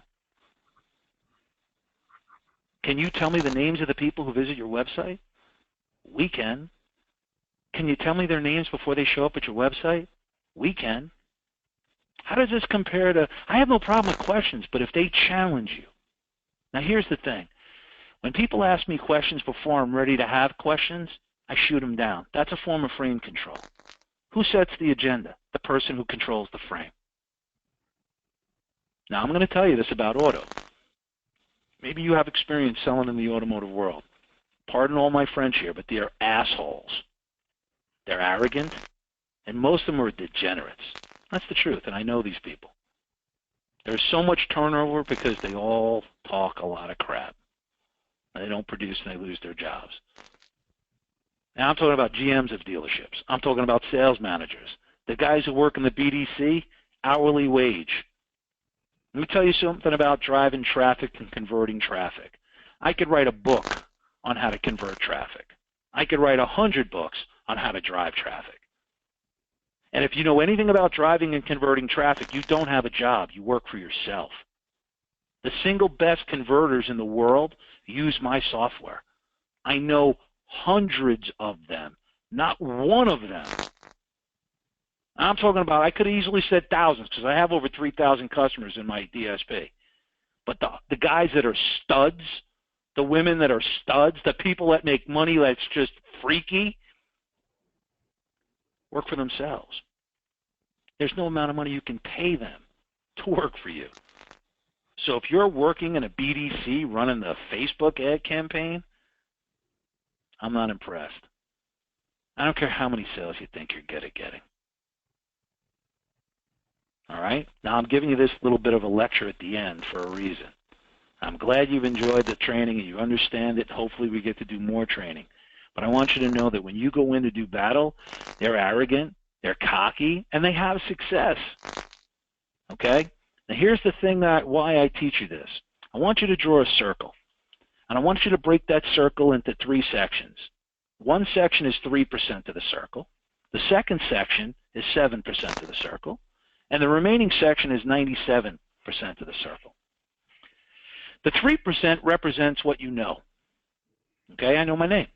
I know where I live. I know who I'm married to. And the 7% represents what you know you don't know. For example, I know unequivocally that I can't drive a submarine. Okay? I know that. All right? I know what I don't know. The 90% is what you don't know you don't know. And the people who make money, truly make money, they pay attention to the 90%. I can be taught something every minute of every day. And I don't shut myself off to anything. I'm open-minded. because I know that even smart me has 90%, okay? And I spend every waking moment I can shrinking that 90%. Some of the best educated people in the world will tell you there are things that they don't know. There are things that are being invented, technologies that are being developed. I happen to spend a tremendous amount of ad spend at Google, the kind of money where you get personal service, okay? So in that process, I got to meet somebody who was Google employee number 42. Imagine that, okay? Google employee number 42. And I asked him, I said, I could ask him any question. I asked him in the beginning, we started talking, I go, I have a question that I want to ask you, but I'm gonna wait. But I want to be able to ask you this question. I'm only going to ask you one question, and no matter what I ask you, you have to answer. And he agreed. He told me I had to spend a lot of money at Google, and I did. So when the time came for me to ask the question, here was the question that I asked. Now this guy was brilliant. I can't even put into words how smart this guy is. I said, of all the companies in tech, and this is going back, I'm going to say, about 5-6 years ago. I said, of all the companies in tech, you got Google, you got all these companies, Apple, who's going to win? Which one's going to come out on top? Amazon, who? And this is what he told me. He goes, the company that's going to win hasn't even been invented yet. Technology is going to evolve so quickly, so fast, with so much force, that companies are going to come out of nowhere. And they're going to put companies like ours to shame.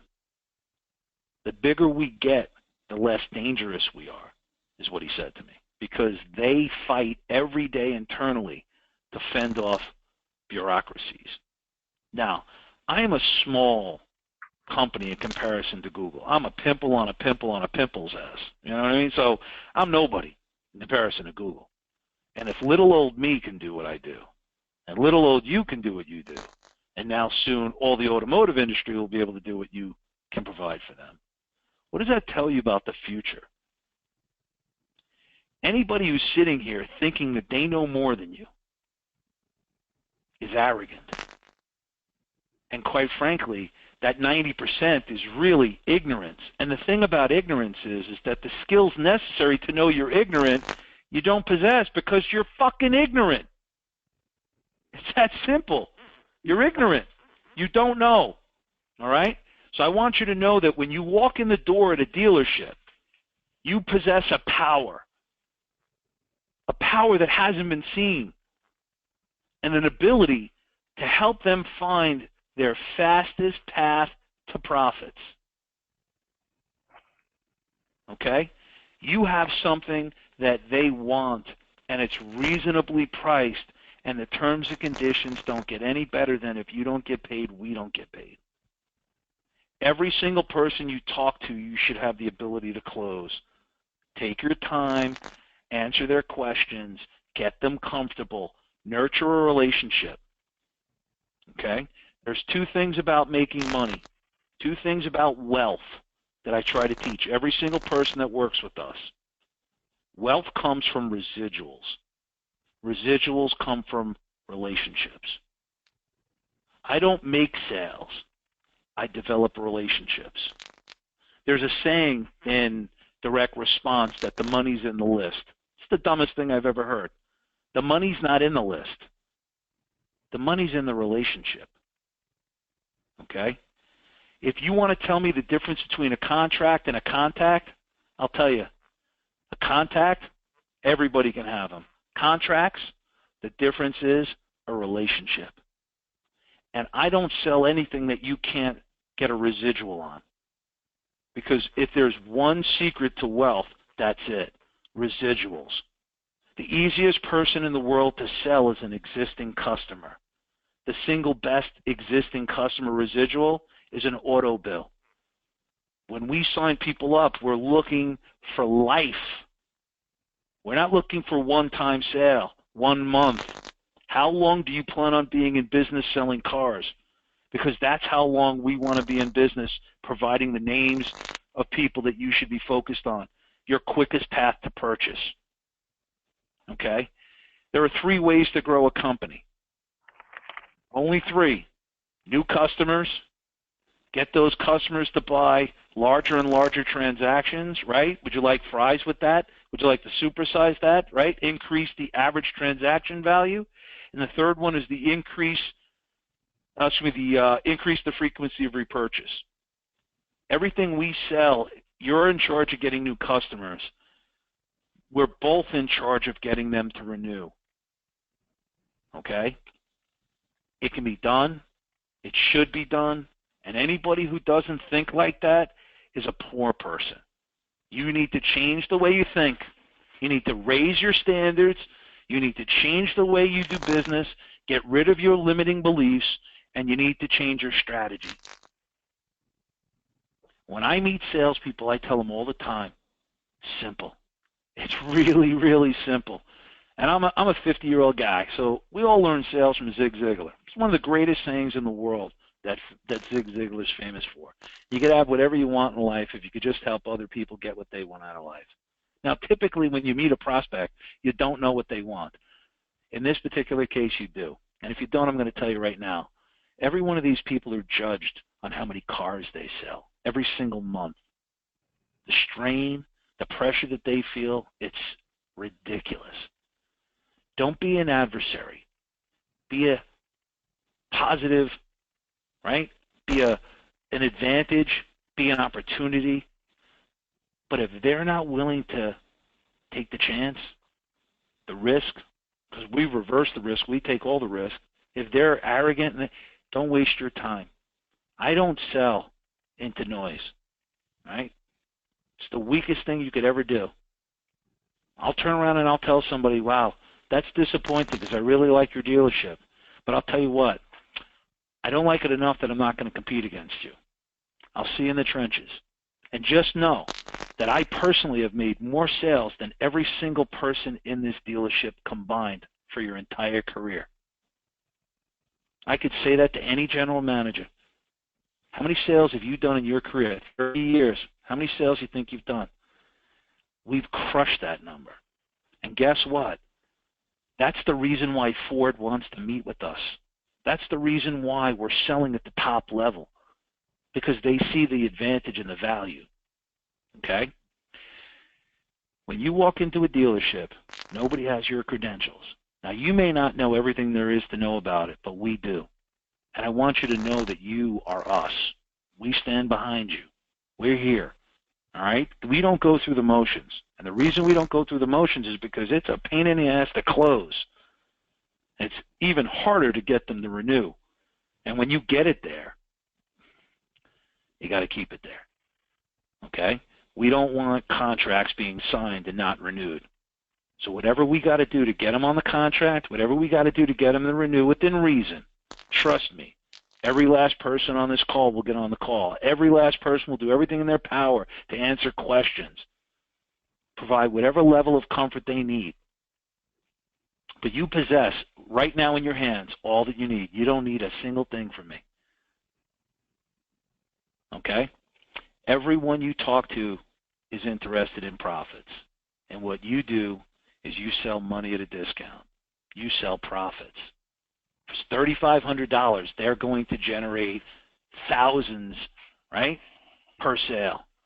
You're going to sell them something for $3,500. They're going to make $12,000, $15,000. Take a good look at this. Okay? We charged them $24,000, and the ROI on this was $127,000. How many people would invest $24,000 if they can make those kind of sales? Every last one of them will. Okay? That's it for me. Thanks, Tommy. I have a few questions. So I have to assume that most of the car dealerships do not have a internal advertising department that has the ability to, to do campaigns across all channels and all devices, right? Most of them have an internal, they call it a BDC, their Business Development Center. So, yeah. Okay. And the ones that don't have an agency. Okay. Got it. So how are you typically interacting with them? we pitch at the top. Now, if you have to start at the bottom and pitch up, then, like if I have to pitch somebody below the general manager or sales manager, then we just tell them a story, and they can translate. They can remember that story. We tell them in the stadium pitch, and let them know that we can tell them who's in market. And the reason we tell them a story is because you have an 18-time chance of remembering the facts if it's in the form of a story. So the whole purpose of that presentation is to give them some, not all. We don't present until we get the decision maker. That's how we do it. Got it. Now, I would imagine that, certainly with that presentation, most of the dealers that you would go to say, yeah, I want it, but I want to make sure nobody else has it, right? They want some exclusivity. How does that work, right? Because you got to get volume. Yeah, but we do, and we give them that level of exclusivity. Okay. Right. So for example, can I sell luxury leads to Ford? I'm not going to do that. But that doesn't prevent me from selling the data to a Ford person and the luxury data to a Lexus. See what I'm saying? So in any one market, depending on the size of the market, there's only going to be two, one luxury, one Ford type company, Nissan, Toyota, Chrysler, but we do give them a level of exclusivity. Okay. All right. That's important to know. I was not aware of that. So you target one luxury vehicle and one, whatever you want to call it in any given territory. It's a very, very, very, like we just turn around and say, look, we have separate luxury leads. Okay. And by the way, that doesn't mean you don't pitch Ford and, Lexus. You pitch them, but, we have two sets of leads. One is a luxury lead. That, I'll have Ford people say, like, we'd like the luxury leads, like you're going to pay for both? No. So typically it's depending on the size to how many zip codes are in their PMA. Most people it's 20 miles from the dealership. So it's both geo and, 2 per geo. 2 per, okay. Yeah. Okay. All right. So we got to talk. And then obviously we sell used car leads to used car dealers. So there's typically 3 per PMA. So in a New York territory, how many in the world? I mean, how would you attack that? When there's 1,000 dealers. Right. Every 20 miles, is a new dealership. Like if Audi's next door to Ford, I'll sell them the same data. But if they're in Huntington and you're in Westchester, it's not the same PMA. Got it. Queens is a whole new section. Brooklyn's a whole new section. There might be 2 or 3 in Brooklyn.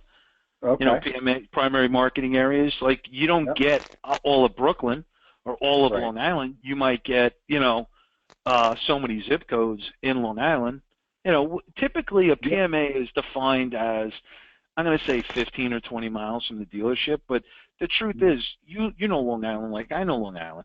If you're on Northern Boulevard, in, let me see, I'm trying to think, Northern Boulevard, say by Lakeville Road, and you're on Northern Boulevard out in Suffolk County. I'm sorry, but no one's driving in, So the way we typically work it is, if you look at a Ford dealership on Northern Boulevard, where's the next Ford dealership? They don't overlap them. You know what I'm saying? So we're pretty good within, 12, 15 miles of, all right? Yeah. So would you want to stay with Ford or would you want to switch that up to a Chevy? Say again? In other words, if you're in Queens and you're selling to Ford, and then you go into Nassau County, would you? I mean, I guess the obvious thing would be to go to another Ford, but between me and you, it's like if I have a customer that's a Ford, I typically want to go talk to all the Ford dealerships. But I got to be honest with you, like that kind of thinking is limiting. Like, go in and talk to everybody that could potentially be a customer, because just because they're a Ford doesn't mean they're going to sign up. I can't tell you how many dealers we've sold that had 5 rooftops and we never got more than 1. Wow. Okay. It's just, like, I don't outthink myself. We just keep pitching. Now, what about co-op? Is your question about the $3,500? Is that your question, Rob? No. Okay, someone else answered that.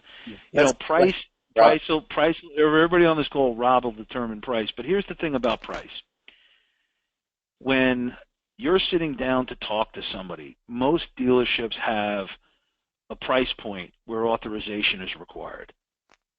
So part of the pitch that we have is that our price point doesn't require, in most dealerships, an authorization beyond the general manager. So it's a quicker and easier sale.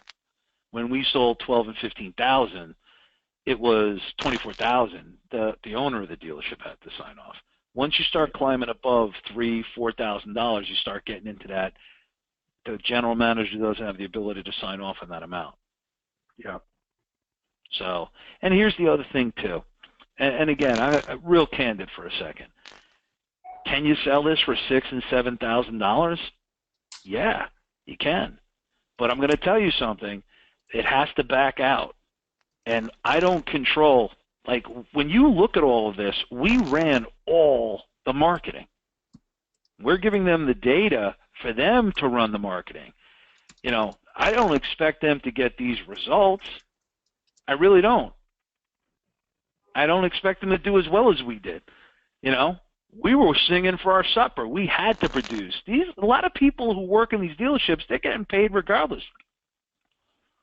And I'm telling you, I know a lot of general managers, a lot of people who work in auto, and anybody who does, a lot of alcoholism, a lot of drug use, a lot of gambling, a lot of things you hear about automotive are true. It's a wild place. So you're not talking about the highest levels of humanity. You're not talking about people who can deliver like we can. I mean, I consider myself an expert, and here's why. Mastery comes from 3 things: the correct information done every day, spaced over time. I've been successful in this because I've developed out the information that I didn't know through trial and error. And I had the benefit and, quite frankly, the blessing of working with some of the most incredible advertisers in my software. And what do you think I did? I sucked up to them, man. I got them on the phone, man. I did everything I possibly could to learn from them, because I know that there's 90% of what I don't know, they know. And I don't know what I don't know. So I needed to have conversations. So I had the opportunity to shake a lot of trees, and throw all sorts of bones to them to get them to disclose. And I watched. Like, listen, if you had somebody in your ad platform spending $1 million a month successfully, month after month, what do you think you would do? I watched him like a hawk. As a matter of fact, we had a customer that ran so much advertising through our system that I had my programmers build out a piece of software that just broke down every move that he did, every split test that he did. We just sat there and watched it because it was worth it. And we left. We still have that software, which we apply to a lot of other clients because we try to learn. Mastery is every day, spaced over time. I wouldn't consider the people who run advertising in auto dealerships masters. If they did, they wouldn't be working in an auto dealership. So when you talk about backing out, obviously, if they're making so much money, then $4,500, $5,500, it all backs out. Maybe. Here's the thing. I know price is something people sit there and go, I'd like to make a $5,000 sale instead of $3,500. What if they don't renew? But at $3,500, they renew 3 times. Look at the math. Okay? Mm-hmm. A lot of times when you start asking for something, at this price point, I envision that price point even going down. Right. For multiple dealerships, multiple roofs, that kind of thing. We have that ability here. So, as far as I'm concerned, we say suggested retail $3,500. Getting above that, much far above that, Rob, I'm against it. And I would probably tell you, you're making a dramatic mistake. Yep. There's some good questions in the chat box. I only have, I think, two more, real quick.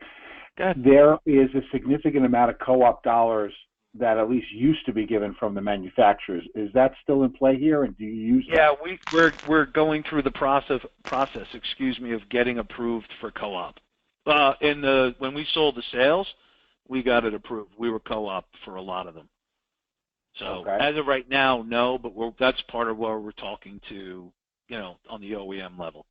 You have to get in there, and you have to have a track record. It takes time on a product. So who cares what we did before? That sounds good in the sales pitch, but to them, they want to look at the data because, again, when you hand data to somebody, when you hand data to somebody, that in and of itself does not mean a sale. You still got to put the screws to it. You got to market to it. Yeah. And a lot of people pretend that they know what the hell marketing is, and they don't. Here, marketing is the process of educating the customer to the value you bring to the marketplace. Go ahead and ask people to define marketing. Here, I'll ask everybody on this call. Simple question. When does marketing start?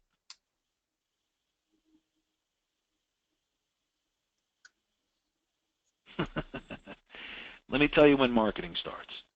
Before a product is even created. Okay? True. You create a product with the sole purpose of selling it to a specific market. That's when marketing starts. All right? Peter Drucker said that. And at the end of the day, this was built specifically for somebody. It's not for everybody. Like when we get outside of auto, like I said to you today earlier, Rob, auto is an outlier. It really is. I mean, they have OEM level, right? Tier 1, Tier 2, before the dealership spends $1. Internal BDCs. I mean, think about another vertical where every single person who lives in that marketplace knows the name. Ford, Chrysler, Dodge, whatever. You know what I'm saying? Yeah. Not a lot of companies have that level of saturation, right? Mm-hmm. So you've got so much being discussed before anyone, all that credibility is there. Doesn't mean people just lay down and do it, but, you have to earn a sale. You have to educate them. But, go into a plastic surgeon and you ask 100 people in the marketplace if they ever heard of that plastic surgeon, you're going to get 99.9 no's. I never heard of the guy. I never heard of her, So from a marketing standpoint, from a business standpoint, it's an outlier. It really is. But it still doesn't change the fact that the data, look, I can give anybody a lead, and it could be a high-quality lead. Hand it to the wrong salesperson. The analogy that I use is, if I handed a high-powered rifle to my 12-year-old son, he's got a better chance of shooting his foot off than hit a bullseye. But if you hand that high-powered rifle to a marksman, you're going to hit a bullseye. Put it in the hands of the right person. The data in and of itself is worthless if it's not in the hands of the right person. So when you start playing around with price, now you're talking about having a pressure to convert it. I'm into residuals. There's a lot of fat margin here. And when you get outside of auto, quite frankly, 3,500 doesn't even begin to hold water. Question. On the onboarding data, the existing CRM data that they have, so I understand what that's for, but are we just loading it into something and then determining which ones are in market, and then everything stays on their CRM, right? We're just filtering it to let them know what's there. Let me find one for you.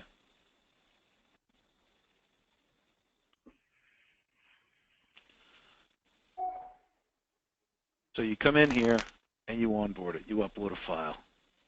And then every week we update the files. This one is a DMS file. This one is a Conquest file. This one is a Conquest. You see what I'm saying? Yep. All right. Okay. If it was a CRM, it would say CRM. Got it. Okay. Got it. Okay. All right. Well, there's a lot of good questions in the chat. So yeah, read them. Let's see. Some people are talking about obviously sales sheets and all the collateral that we could use to make sales. I have all that stuff for you, Rob. You just have to put it in your own. I have all the copy. You have to create your own. Okay. Testimonials, all that good stuff, right? Again, I have everything. Got it. Okay. But, if you're going to run around selling it in your name, you're going to look pretty foolish using my testimonial. So we have to have that conversation. You could use the case studies. You know what I'm saying? And if push comes to shove, we have to. You and I have to have that conversation about how you are going to sell this. Yeah. Running around selling it in my name is not an option. So let's see, Sumita's asking about, why would we approach Ford, Chevy, and Nissan in the same zip code? Why? One of them's going to buy. I'm going to play I the didn't one ask why. I said if we have Chevy, Nissan, and Ford in the same if zip code, we do. We wouldn't. Yeah, no, if you already have somebody signed up, you wouldn't. But I would approach a Chevy or a Ford at the next, geo-targeted area. Fair enough. Yeah, that's what I figured. That's what I figured. Double check. That's okay. Cool. How do you say your first name? Because I apologize if I said it wrong. How do you say your first name? No, you said it correct. Okay, Sumit. Yeah. Okay. I just want to make sure. I always, when you ask people their names and you mispronounce it, I always consider that disrespect. So. Oh, no worries. I appreciate that. Thank you. So what happens, one question is, what happens if you land the Ford corporate? How does that affect us on the local level? We're a long way from that happening, but here's the goal. When you go into an OEM, and if you could get us into an OEM, I'm more than happy we get involved. But here's the way an OEM works. There are three choices. They endorse, they co-op, or they pay for the whole thing. The home run of home runs is they pay for everything, okay? But the likelihood is they're not going to do that. They're going to offer up co-op dollars, and everybody gets to play at that, all right? Right. Okay. So if I get Ford, if Ford turns around and says, okay, we're going to take this deal for every Ford dealership in the United States of America, for 3,100 dealerships. Okay. I mean, Ford doesn't have a dealership in every market, but at that point, I would probably get you on the phone and tell you we're not selling auto anymore. Right. Okay, I'm being honest, but here's the thing, and I'm trying to be really candid. I've been doing this. I wouldn't consider myself. There are guys that have decades in the auto industry. I wouldn't consider myself an expert in comparison. Yeah. You're talking about the white whale of white whales. I mean, this is just not happening. Ford turned around saying, hey, we'll pay for the whole thing, right, for 3,100 dealerships. Now, they might turn around and say, I'll tell you what, we'll pick up $1,000, but I'll tell you what else they're going to do.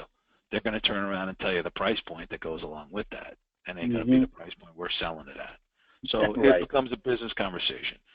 Again, so when you walk into some of these dealerships, they're going to negotiate you $3,500. I'm telling you that right now. Bigger ones will. What if we get a dealer group like a Penske Automotive Group, and they have all that stuff? They're gonna squeeze you like there's no tomorrow. They're gonna squeeze you like there's no tomorrow, and we're gonna get on the phone as a partner, and we're gonna talk, guys. There's room to maneuver here. Okay, sure. There's room to maneuver. Rob, you know the numbers. I've given you the numbers. All right, yep. Rob knows all these numbers, and listen, these are Fight Club numbers, which means we don't talk about it. We really don't be telling everybody these things, but here's the thing. If somebody comes, basic business, if someone says, I can give you 10 clients today, but you've got to do it at this price, here's what I'm going to turn around and say. Can I get a day to think about it? But before I take that day and think about it, I want to know specifically. You're not asking me to think about whether I do it, and then you tell me you're going to think about it. I want to know if I agree to what you just said, we're getting a signed contract. You see what I'm saying? So, close them and say, okay, so we have a deal. If I agree, I need 24 hours to give you my answer.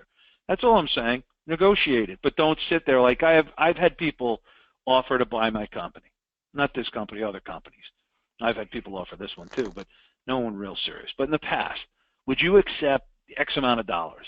And I go, I'm not answering that question unless I know for sure that if I say yes, is that an offer?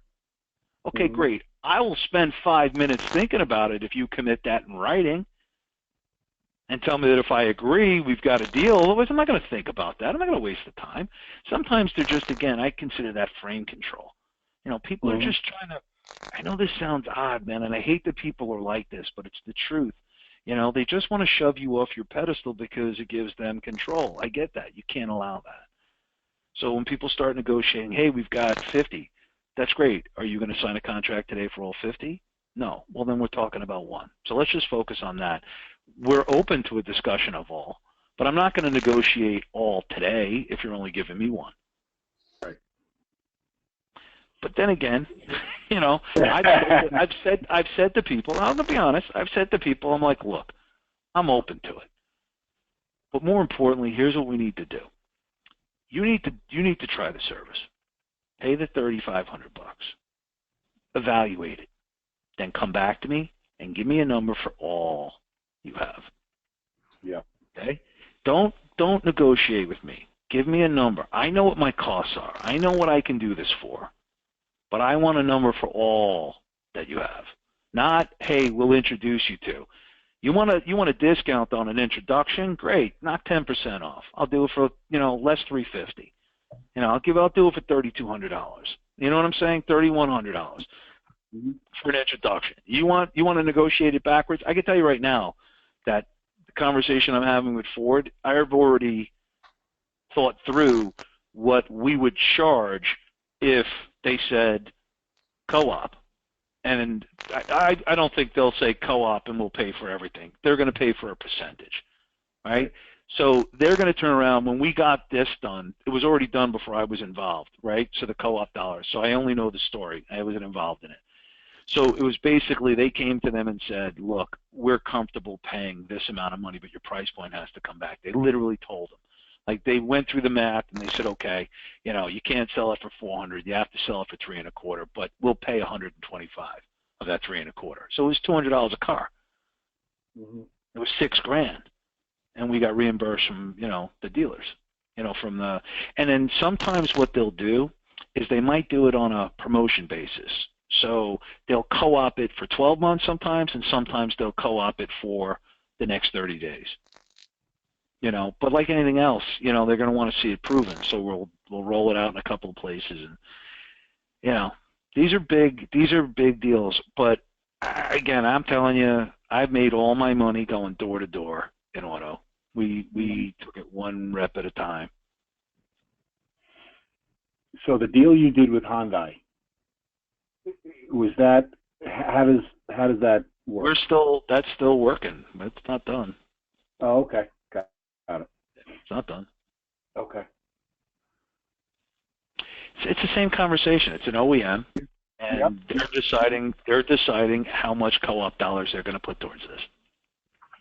Here's the thing: the beauty part of a co-op deal tells you that it's been evaluated at the highest levels, and they wouldn't be committing their dollars to it if they didn't see value. You bet. Absolutely. Right? But if you were Ford or Hyundai or whatever, are you really going to say, hey, look, you know what? I wanted it $2,000, or I'll pay you full freight $3,500. You know what I'm saying? They're going to say $2,000. Mm-hmm. But here's the thing. You got to decide, is it worth it? Because now it's going to be out there that you're taking the lower price. You know what I'm saying? So it's a trade-off. But for me personally, guys, I'm going to say this. We're having a conversation. Like there are 5 people on this call. For me, there's a bigger picture beyond auto. We're talking auto today, but there's a bigger picture. Me personally, you're looking at 100,000 people in the automotive business. 18,000 in the franchise. The balance are in the used car. So, if you had 200 of these accounts, you're not prohibited from going out and selling the same level of service in other verticals. You know what I mean? So we're aware of that for sure. Yeah, no, I mean, so let's keep it in perspective. We're going to be rolling this out outside of just auto. Right. Within auto, can we target just like Lamborghini, Rolls Royce, or is that too? Do you have that kind of data as well too, or do you just? Yeah, but I will tell you, we do break it down on a what do you call it basis? A price point. Price point? No, on a make and model basis. There's not a lot of those leads. So, Yeah. are they going to pay? And again, it kind of comes back to like when I do a lot of advertising where there's a regional, like a geo, a small local, like a car dealership. I should tell my customers, look, you could take Blue Sky data back in the day and run in-market auto, right, and pay $4 CPM, and then have to pay for the ad on top of it. Mhm. Well, you could run straight geo, meaning just run the zips, and you will get phenomenal response. And you'll be running some ads to some people that aren't in market, but when you run through the geo at 30 cents CPM versus say 6 or 7 or 8, then it got up into the $10, $12 range in auto, and you're better off just running 30 cents because you might run ads to the wrong people, but they're going to be car buyers, so it's not completely wasteful, and you're going to get better bang because inside that geo, that zip code that you're targeting, are all those in-market data that you're not paying $12 CPM for anymore. You're getting that guy for 30 cents, and you're driving a lot more traffic to your website, and then you're retargeting them. So again, we've always had the ability to match back the people, and retarget them. Gotcha. Susan was asking if you could show us like a live sales demo. Oh, for the presentation. These are the slides. Oh, this is what you actually show. Okay. I kind of did it. We're having this one redone, but that's pretty much it. I was training and going into more depth, but, the presentation, you don't need, I don't use these slides, the 3 slides, the breakdown. I just do the conversation from here, and I do, I think there should be a 5th one. I don't know what happened to it. I'm having this redone because the colors are all over the road. So probably in the next, I'm going to say, a week, 2 weeks, I'll have a different pitch deck for you that you guys can, I'll send you this one and you can play around with it. You can redo it. I mean, it's all right there. You can take whatever you want and recraft it any way you want. Just run it by me so I could take a look at it. But it's pretty simple. There's 3 steps that I like to do, and that is I wouldn't get into all the sales stuff that I did before, but I start with this picture, okay? Every dollar you're going to make in the next 12 months is going to come from someone in those houses. This is your primary marketing area, okay? Mm-hmm. Mm-hmm. Right? Success in business has a lot to do with knowing something someone else doesn't know. If you looked at that market knowing that all the dollars you make are going to come from that geographic box, what piece of information would you like to know above all else?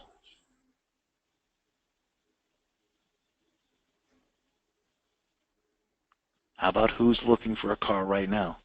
Who's looking to buy? There is no greater piece of information than that. And if you could know that before your competition, if you can know that in a format that you would get a cheaper click, a cheaper visit to the dealership, you would have a competitive advantage. Competitive advantage is defined as, in comparison to your rival, you operate at a lower cost, command a premium price, or both.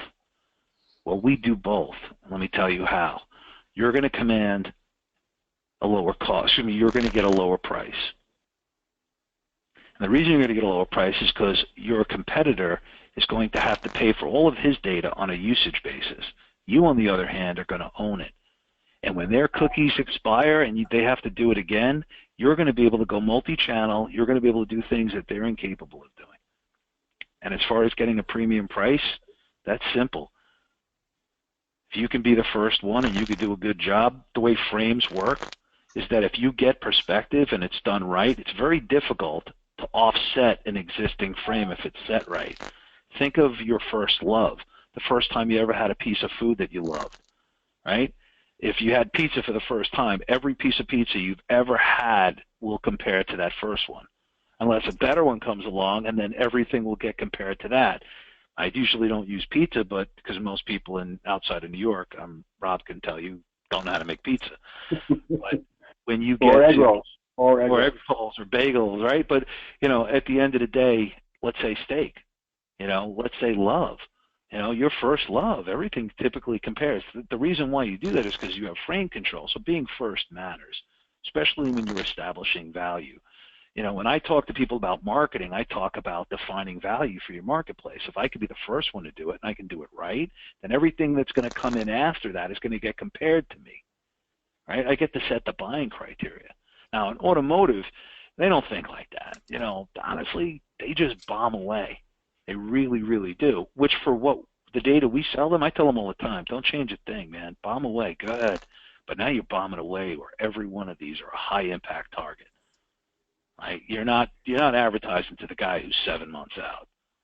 You're advertising to the guy who's 7 weeks to 7 days out. That's the guy to spend money on. Susan, can you unmute yourself? You have a series of really good questions rather than me read them all. I've typed them in now, so let me have a look. All right, hold on. Let me just, I wasn't looking at the computer. I was just standing. I was walking around. All right, hold on. Let me go. Can we have a demo of the front end of what the customer will see? You mean in terms of the software? Yes. They don't see the software. Okay, so... You sell data. You sell leads. Okay.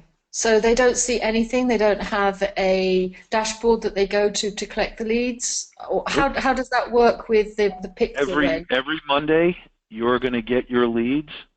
Yeah. And you're going to download it and send it to them. Okay. So the dashboard which you just showed us is where we would go and we would pick Correct. up those leads for them.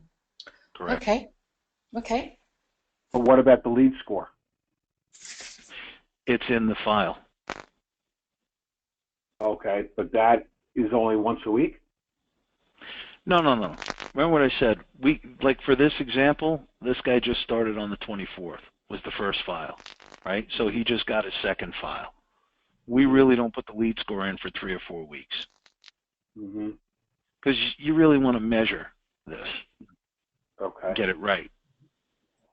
And it's not until they hit another sensor that it will show up here as a lead score change? No, I want to make sure that what profile we're using as an industry fits for them locally. It's Right. custom. It's really custom. And that's the way the algorithm works. It's going to look at their sales. If they're not onboarding DMS, it'll default to the website traffic. So now we're getting into the deep weeds of how it works.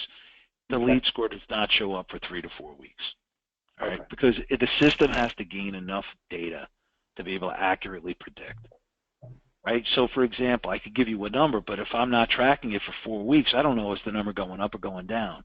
So if I put a 2 in there, you might go, oh, this is a shitty lead, I'm not going to work it. What if he's a brand new person to the market, and that's why he's a 2? Right. See what I'm saying? So we don't have on the first week when we give them the data, like we give it to them in week 1, week 2, week 3. Are they just looking at the leads, trying to contact them and sell them, or? Yeah, we're giving them the hash, and they can go in there and upload it to Facebook, Google, YouTube, Instagram, Twitter. You guys will have I'll have something for you Friday, Rob, for you to look at. If you want to match up and get the full contact information, you'll be able to upload the file and go over there. So that'll all be set up for you. I can only legally sell you guys the hash. Right, so he got 2,173 leads for the week, and we're reporting on 292 DMS leads. Got it. So here's the Smart Pixel. You go in, you copy, you give it to them. Or it's just like a retargeting pixel. You want to onboard, you just press upload the file. It just needs to be in a CSV. Okay. And every week it comes in, and at the top are the most recent. There's the date. But we leave them in here so that way you can, if you want to go back in time, you have them. And we could easily set this up. You get notifications in your email when the file shows. That's why you put the notification there. Can I have it so that it goes to them? It's a mistake. We've done that in the past. You really need to be sending your own files out and walking them through and explaining it. Because again, we're trying to get renewals. I don't believe it. Like, I know I could automate that, but not if we want to get renewals. Like, it's kind of like, let me shortchange the guy I'm working with to run out and find the new customer. Well, that makes no sense. Look, the more touches, the better, right? Right. So you'll find out if there's a problem. We can troubleshoot it, you know. So you'll get this. This is just my system with all the different people, but you guys have your own system. Got it. Right. Do you find, Tommy, that most people have good creative teams? Because, I mean, that's also a factor if they're going to retarget them or with our data. I mean, if their ad sucks, then nothing's really going to happen. So I will tell you that I really believe in what I said earlier, and that you can take mediocre marketing to a high-quality selected market and produce superior results. Okay. So there's a reason, like, let's step outside of auto for a second. If we're selling to somebody, my ideal customer profile is someone who's running advertising and converting that advertising, paid advertising, right, media, right? Because to be able to buy it and close on it means you've got what you just said, you know, locked down. You can convert. You got a funnel. You got creative. But like anything else, we look at how often people take their creative and split test. You know, one of the things that I find with people that split test is I'll show campaigns in ClickCert, and as examples are DSP, you know, and this guy's selling resume writing services as an example.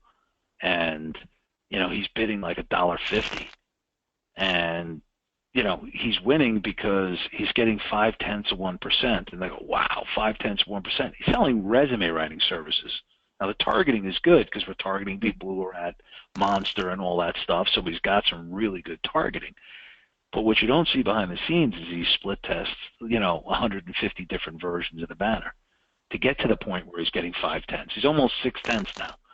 And he's running this. It's crazy how, like, and I'll explain that to people, and then tell them I'm not getting the pull that I think I should be getting, and I'm like, split test the banners. Oh no, I write really good copy, and I'm like, split test your banners.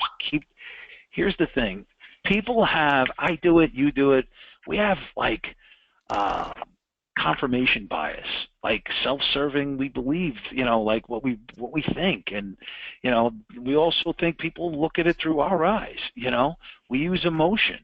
You know, we're overconfident, and so the beautiful part about testing is it's, you know, empirical. You know, no emotion. You know, all that bias goes away. So I would say in auto you're safe because if I were training you to pitch this to other markets, I would have done a whole entire section on who to target. Like, I really truly believe, you know, marketing starts before the, you know, product is created. I created this product specifically for companies that are buying media and converting that media already. Why is it valuable to that person? Number one, it doesn't sound like much, but the fact that you're getting a permanent record does two things. It doesn't expire, and you're going to be able to get a lower cost per acquisition because when you go to use this anywhere else, you're not having to pay for the data. So when I run this at Facebook, your cost per clicks are going to come down. We beat the first click cost by 25 to 75%, and that's for any vertical. And I will tell you that 25 to 75%, I'll be willing to make you a bet on all the testing we did, not one split test, the first banner chosen. On like 80% of the tests we did, I'll bet. We didn't even have a split test on. We just used their existing converting banner, and we ran it to these people. Now, on retargeting people at the same place that they drove them from, like if you drove the traffic to Facebook and we took the data and went up to the website, you know, went up to Facebook and ran ads, we still beat it. Not by much, but we beat it because retargeting is retargeting. But I have tested retargeting where we were targeting the person. I can drop a cookie on somebody, and we could run the cookie and run it that way versus using the hash, and the hash beat the cookie. I don't know why it did, but it did, and it beat it almost every single time, like in the 90% range. So after like 50 tests, we stopped. You know, we were pretty sure we had a winner, but we've been running it ever since. And I got to tell you, in every instance, we've improved numbers that we've tested. Every instance that I ran the campaigns, my guys ran them. Whether it's Facebook, we went Google, we ran YouTube, you know, all of it. Okay. Tommy, let's continue here. You have the chat board open? Yeah. Okay. So now you're on to, I guess, Susan's. Will you be letting us know what customers are already or which postcodes not to target? See this? Are you looking at my board? Yeah. And you go ahead, put the campaign name in, you put the dealership's name, it does a conflict check. So if you want to know who you want to market to, here's the thing, guys. I know you're wanting to know clients and all that. Just go ahead and put it in here if you want to pitch somebody, but go ahead and pitch people. Mm-hmm. I'm telling you that I sell in auto about as much as I sell in every other vertical. Like, I'm not auto specific. I'm selling in a completely different way. I got 3,000 plus agencies using our software. So if someone walks in, I use the example of he had a tactical flashlight. You know what I mean? Like the guy was selling the boats. You know, like whatever walks in the door, I can do. I can do this for any vertical in the United States, any company in the United States, product or service. So while we do pitch auto, I'm not auto specific. You follow what I'm saying? Mm-hmm. You know, so don't feel like you're tied to anything. You're not going to get a meeting with anybody that's already doing this. And if you did, go ahead and close it. I'm going to win either way. You stole it from us. I'm not really too concerned. We weren't doing a good enough job, but I highly doubt that's going to happen. But when you put a campaign name in here, you'll get an email notification if you put your email in that there's a conflict. So in the new version, in the new version that's coming out, you're going to be able to check that ahead of time.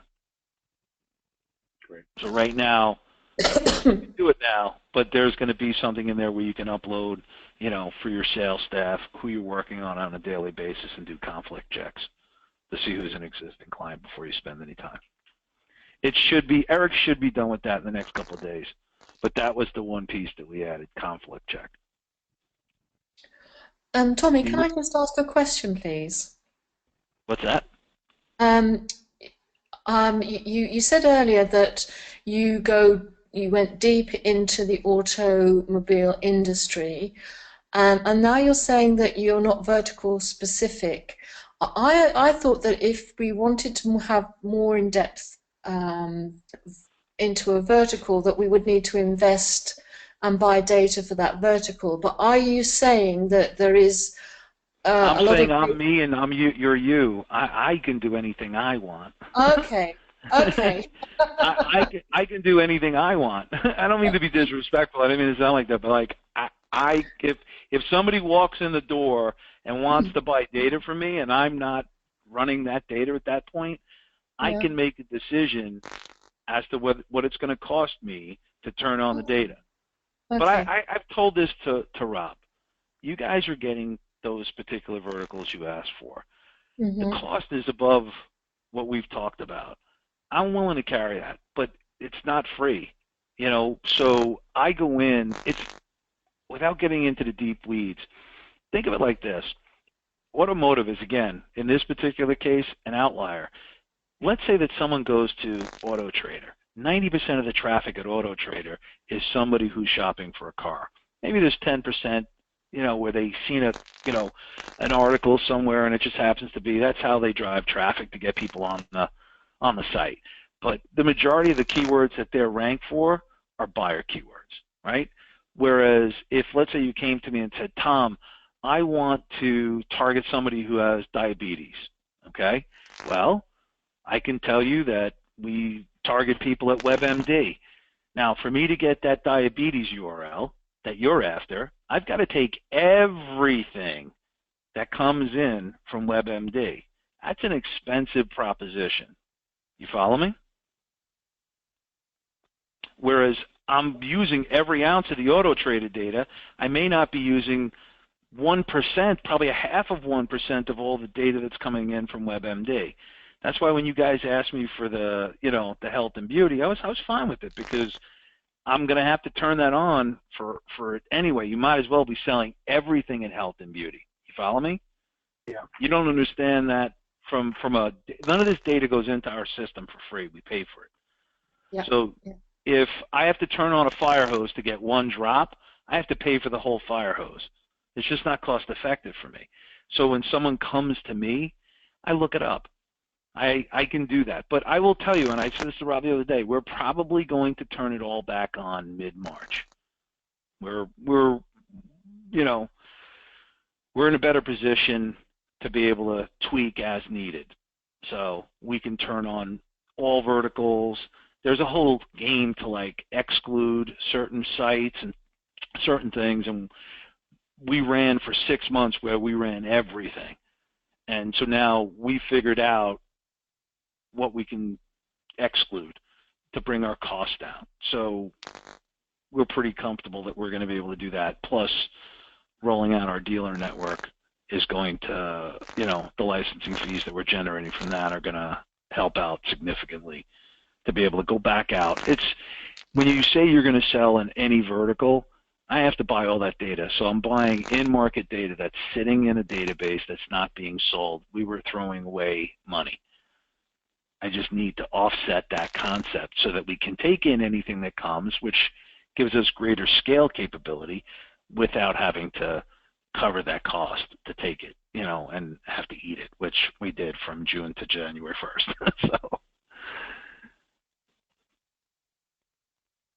does that make sense? Does that help? Yeah. Susan, you had some other good questions there. How do you select which dealer to target? Well, as I explained to Rob, the way we sell it is we only hire sales reps to have a book of business. Sorry, what do you mean to have a book of business? Meaning they have those relationships already. Okay. And then this is which dealer? How do you, which dealer do you target, or how do you determine? They have a book of business, Rob. Dealer. They have relationships at dealerships. Okay, Right. so you go out and you find people that are already that are dealing with these dealers, and you're asking me how I do it. I'm telling you how I do it. We hire full commission sales reps to go out and sell. Okay, that have relationships. Okay, so think in terms of parallel tracks. They have to have 20 relationships that they can walk in and close and get meetings with. Right? While they're doing that, they're building out their pipeline. So how I teach my guys to do their pipeline is as we close deals, right? So if we close a Ford dealership, right, we put together a case study, start working the Ford market. But again, the easiest way in the world is to send a LinkedIn connection. That's what 90% of the guys that, don't have books do. And they develop it up through LinkedIn. Mm-hmm. Okay, thank you, Tommy. That's useful. But I would hope that you guys have these relationships and that you can get started on, who you already know. I was explaining to Rob this morning, like for me, you take the biggest company in the world, they're going to hire somebody because of the relationships they have. It's going to offset your marketing costs. It's also going to get you the quickest possible profit. So if I have sales reps that want to work for us, like there are guys that'll go out and prospect and knock doors. I don't hold out any hope that they're going to knock it out of the park. But I think that they can build a pipeline while they work their existing relationships. So most people have a book. Those managers that they know other managers, and we call them dive-throughs, and we teach them to get on the phone and say, listen, we have a referral program. We'll pay you X amount of dollars for every dealership that signs up. See what I'm saying? Mm-hmm. So, the way, again, you have your numbers to figure out for this, but for me, on 3,500, I pay my sales reps $1,500. So I tell my guys, listen, I will pay a $2,000 referral fee for every new referral you get from an existing client that you service. So let's say they go side and Rob up. Rob's a manager at a Ford dealership in New York. You go to Rob and say, Rob, how many other dealerships could you refer me to? Because we'll pay you guys a $2,000. Now, I'm going to tell you this. I had a guy in Jacksonville, Florida. We paid him personally. Yep. I wasn't above. I didn't care. As long as we 1099'd him, I sent the money, the check to his wife. I didn't care. I'll take a lead. Now, for me, is it worth it? Absolutely. Because I know that we're going to retain a high percentage of them, and, so what am I risking? I'm paying them out of profits. To me, that's a great bet. I'll spend $2,000 all day getting a new customer. And for a lot of these guys, they look at it like that's worth it. I had one guy ask for a residual, and I said, I'll tell you what, get me 5, and I'll give you a residual on all 5. 1? No.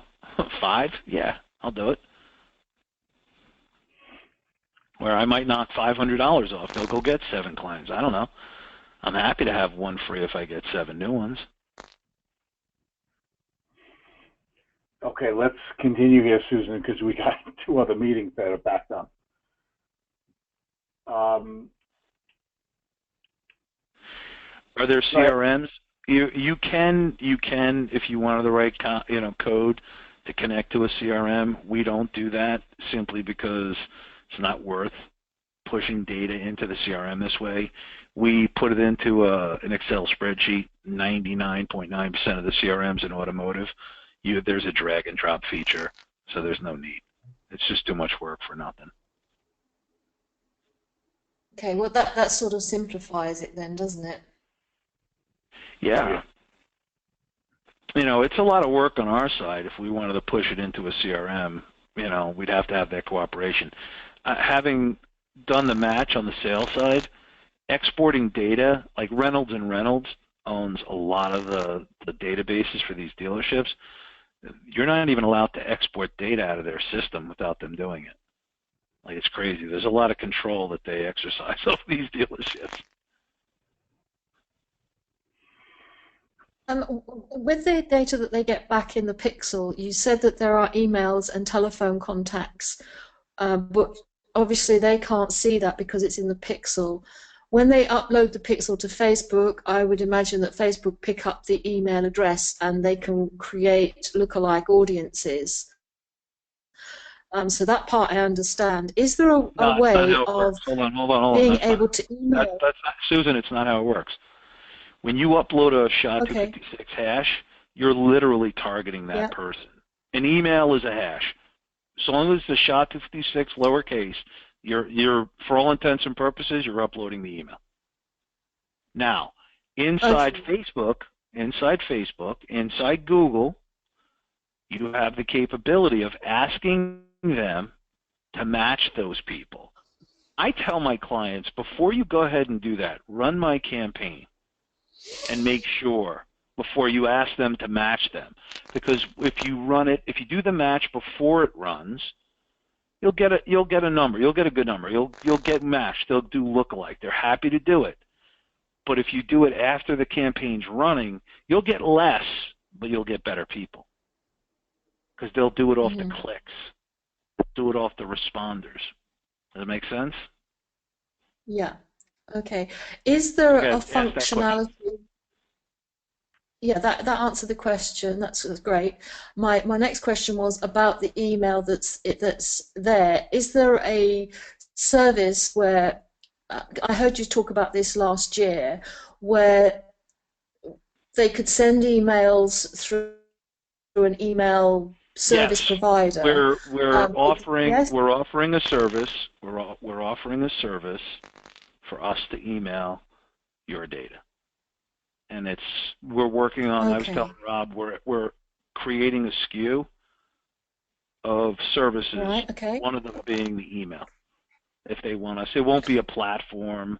We'll mail it for them. It'll be 4 mailings every other week for 2 months. Price is going to be somewhere $1,400 for about 100,000 email. But we're not there yet. But here's the thing. I can tell you from selling this data that you can use, there's companies where you can send this data to and they'll mail it. I have a guy mailing it out on Mailgun. I have another guy mailing it out through BMI down in Florida. You know, people upload it to Constant Contact. It's not hundreds of millions of emails. It's, you know, 10,000 email. It's not hard to get 10,000 email out. Most people won't pay us to do it, but some will. It's up to the, you know, it's up to the dealership. Okay. So we're putting a SKU together for people to be able to do it. I have my own ESP that we're building, and I'm just not ready to offer that out as a service just yet. Working on it. Okay. And is one of the other services the call center? Yeah, again, we're putting a SKU of products and services together on the back end, but as I explained to Rob, Okay. we're doing it, but right now you're selling data for $3,500. I have to make sure Yeah. that those services can be done at scale. To do it for 2 or 3 is not a beta test. To do it for 50 or 100 starts to really break down all the things that we haven't thought of, and the last thing you want to do is be taking money from people. You know what I mean? I don't want to be involved in upselling somebody's on something I can't, you know, not going to jeopardize a $3,500 sale. But I'm going to say this to you. There's a reason why I started in auto. 9 out of 10 of these people will have no problem getting it out. They don't need your help. Now, though 10% to 20% that want it, we're there. They'll all scream and holler about the price. So I'll tell you, I had told someone $1,500 on top of the $3,500. Guy's like, $1,500, I can get it out. I'm like, okay, then why'd you ask? Take the data and go mail it. Mm-hmm. You know, it's okay. You know, you don't like my price, okay. We charge what we charge. If you could do it for less or better, please have at it. I'm happy. I'm selling you the data. You asked if I can get it out. Look, the guy that does the mail gun, you know, he pays like 0.005, no, 3 zeros and a 5 for 500,000 email, right? But you know, you have to understand how to do a relay with a server. You know, there's a little work to it, but you know, obviously, you know, they figured it out and they do it. Now, is that everybody? No, but it's not rocket science either. It's, you know, there's tens of thousands of people using those types of services, SMTPs. So if you want to send it out yourself, you can figure it out. I mean, getting that level of email, 10,000, is not, you know, break the bank hard. You know, it's getting out millions and millions of emails that becomes complicated. I'm just curious, that's all, because you know when we say that in the hash code there is the, you know, customer details, the names, address, the telephone numbers, etc. But the customer doesn't actually see that. I just thought there must be a mechanism for no, there is. And software I've said this to you guys. I really wish you'd really hear what I'm going to say. I sell you the hash, okay? You're going to give Yes. them the hash and show them where they can convert it for a penny a record, okay? Yeah. We cannot sell them that, but you can easily get it. But we cannot. Now, what you do, if you're dumb enough to do it, Susan, and you get in trouble for it, well, I'm going to be the one who tells you not to do that over and over and over again. You understand what I'm saying? Like, we that was where I cannot was connect coming from. PII to that, but Absolutely. I have no problem. So when people ask, like, you know, well, I have to go over here and get it, can I tell you, most of the people are just going to run the digital side of this. If they're going to go get the email, Well, they're that's going to good. go get the email.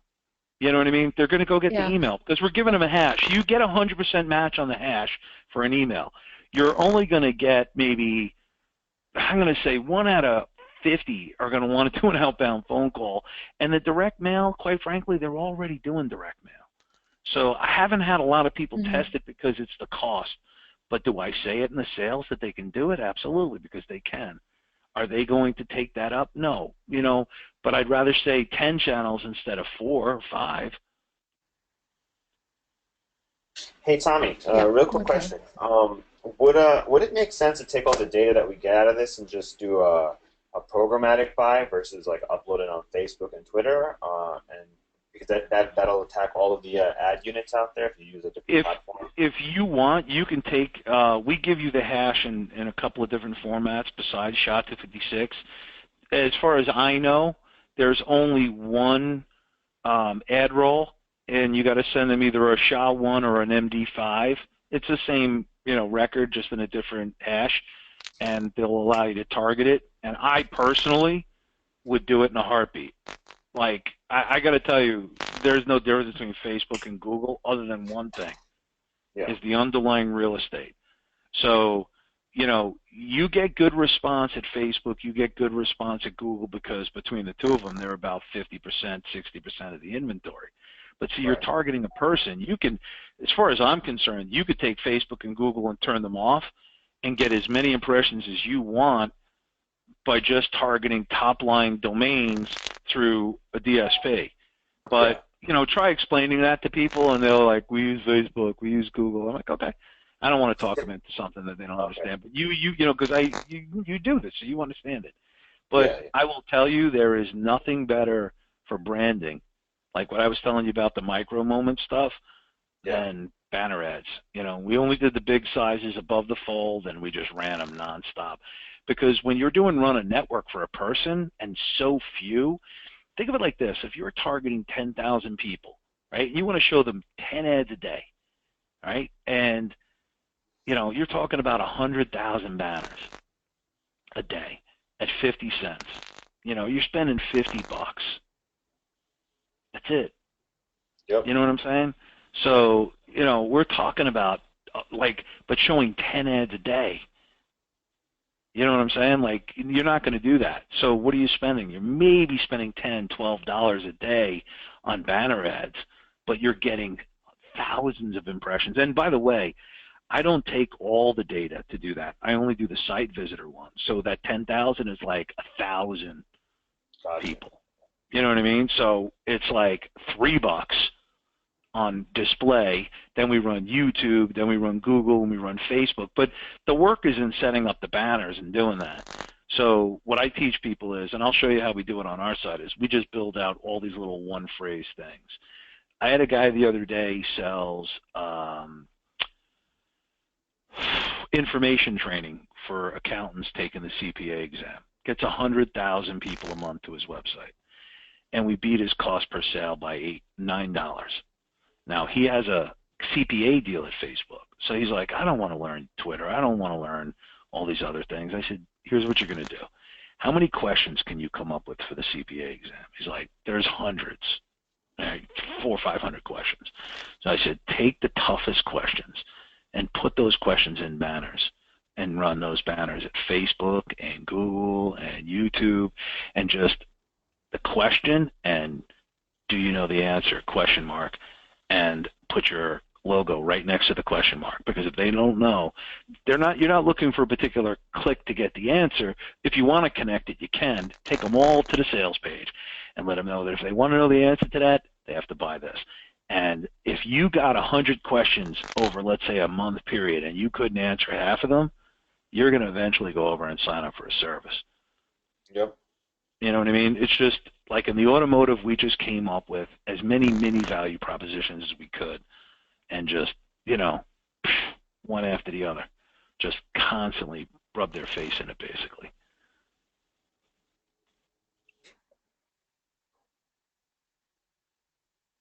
All right. So what else? Yeah.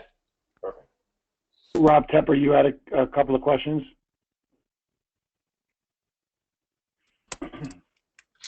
Yes, I did. Towards the bottom of the questions, when you were talking about the lead score being available in that weekly report, is that just a field in the CSV file? Wait, say that again? When the lead score, after the lead score becomes available? Yeah, it's just a column. It's just a column in the spreadsheet. Okay. And then my other question is similar to what you were answering. I'm starting to get clearer on it. When you're saying that these dealers, if we provide them with the hash 256, that they already know how to find out how to do direct mail and how to do phone. No, listen, there's probably 20 companies you can go to and append a hash to get the full record. And, we just tell them, obviously here's what we're going to tell you. We don't differentiate between a conquest and a site visitor, but we give you the hash, right? Those are my accounts. If we're running the data internally, we do, right? Because we want to be able to segment it out. But we're totally legal if we give them the hash, totally within the the rights of what we're doing. We're protecting the privacy. What they do, totally up to them. Are you planning to do an email campaign or direct mail campaign or an outbound call? Listen, if you want us to run it for you, we can do it. If you want to, append that, I'm sure there are data companies out there that'll do it. And, a lot of these guys will have, you can go to Experian to append a hash. You know what I mean? Just you'll pay more, Yeah. but there'll be companies that you do this for. I would probably also tell you that the vast majority of the dealers you're going to talk to have an agency. I'm probably going to say more than half have an agency, and they'll take care of it. Now, with an agency, so long as the agency is going to be managing it, you can tell them where to go. Okay. So I've had somebody turn around and say, I didn't know how to do it. Okay, well, what are you planning on doing? You planning on emailing? They're like, yes. All right. Give me the contact information for your ESP. We'll send it direct. You know what I mean? And you can match it back for them. You're using an outbound call company? Great. We'll send it to them. If they're just too stupid to figure You're it out. saying that you're preparing to allow us to offer. Not me. You would do that. You would do that as the seller, but even then, you really have to be sure you're sending it to the ESP or you're sending it to the call center, and you have to make sure that they're under the Yeah. guidelines. We would like do to not disclose. We would like to use whatever setup that you're going to be offering. That you were saying you're still working on getting that set up. I think that would help us. There's going to be a page at a website for a company that'll match it back for a penny a record that you're going to be able to send people to. Okay? I'm telling you not to do that for them. Don't do that for them. Right. Like, don't do that for them. If somebody asks me, I'll tell you exactly what we'll say. I don't know how to do this. Who do you want to do this with? We'll send it to them directly, and I'll do it for them. But I'll only do that on a confidentiality agreement. And in every instance, I don't want to do that. To an agency, they're the agency of record, I'll send it to them. They're not going to disclose it to the client. You know what I'm saying? But I deal in hashes. We tell people that up front. We're going to give you this. You're going to have to get that appended. Most people are going to sit there and tell you, well, we're not planning on doing anything beyond, email and, maybe an outbound call. But most people will just tell you email. So, okay, you have a hash. It's a cryptographic hash of the email. So, it's not hard to append it. You know what I mean? Most of the people that we've talked to, they get it. They'll figure it out. And if they don't, there are services that, like, for example, BMI down in Florida, you'll send them the hash and they'll convert it for you. You won't get 100% sent, right? Like, they won't have every email you send them, but what the ones they do, they'll mail. And you only get charged on what you bill. So there's a company you can go to. And most people who are thinking about email, that's where I send them. Okay. Now, you're going to pay the same price if you use us. And now we have that email set up. But if somebody's internally capable of sending email, then they're typically capable of getting it appended. What somebody does, here's the reality. We're selling you a hash. Totally legal, totally cool. Are people going to do stupid things? We advise people not to. We tell people don't do this. We're very clear. We're candid. We're descriptive. I'm not responsible for somebody, buying a steak knife and sticking it in somebody's chest. You know what I mean? So, but we tell them to handle all this stuff carefully. A car is a deadly weapon. I will tell you, part of the reason why I like to sell to legitimate companies is that they're not going to ruin their brand doing something stupid with the data. When you start getting into all these knuckleheads, they don't think like that. They have nothing to lose. So they take all sorts of stupid risks. That's why I don't want to sell to those people. I advise everybody not to. Mm-hmm. And the best way to protect yourself is we sell the hash. The reason why we do it. Thank you for that, Tommy, because that was one of the reasons that I wanted to ask the question, to make sure that we cover those in our terms and conditions, Right. and we are covering ourselves. Cover yourself in your T's and C's. I'm not a lawyer, okay? But here's the simple thing. Like, if someone says to me, I want to use email, all right, great. You know, who are you going to use? We'll send it to them. You know what I mean? Like, I can't give it to you, but we'll send it to your ESP. LiveRamp does that. You know what I'm saying? That's what they do. They'll send it to whoever you're going to advertise with, and they'll send it under an agreement that protects the data. You know, that's it. Like, if you do a direct mail list to a mail house, right? You know, it doesn't go to the guy who bought it. They're renting it, so they send it to the mail house. There's a contract the mail house signs that says that they're not going to disclose the list to the the end user. Same concept. You know, you can call on it, you can email it, you can direct mail on it, but you can't disclose that back to the end user. It's important that we protect the PII. I can't stress that enough. Like, that's the reason why we only sell the hash. Yeah, I understand. Well, that was very helpful, because I understood that a lot of that was implied before, but we had never really talked about it. So I appreciate that. What do you mean implied?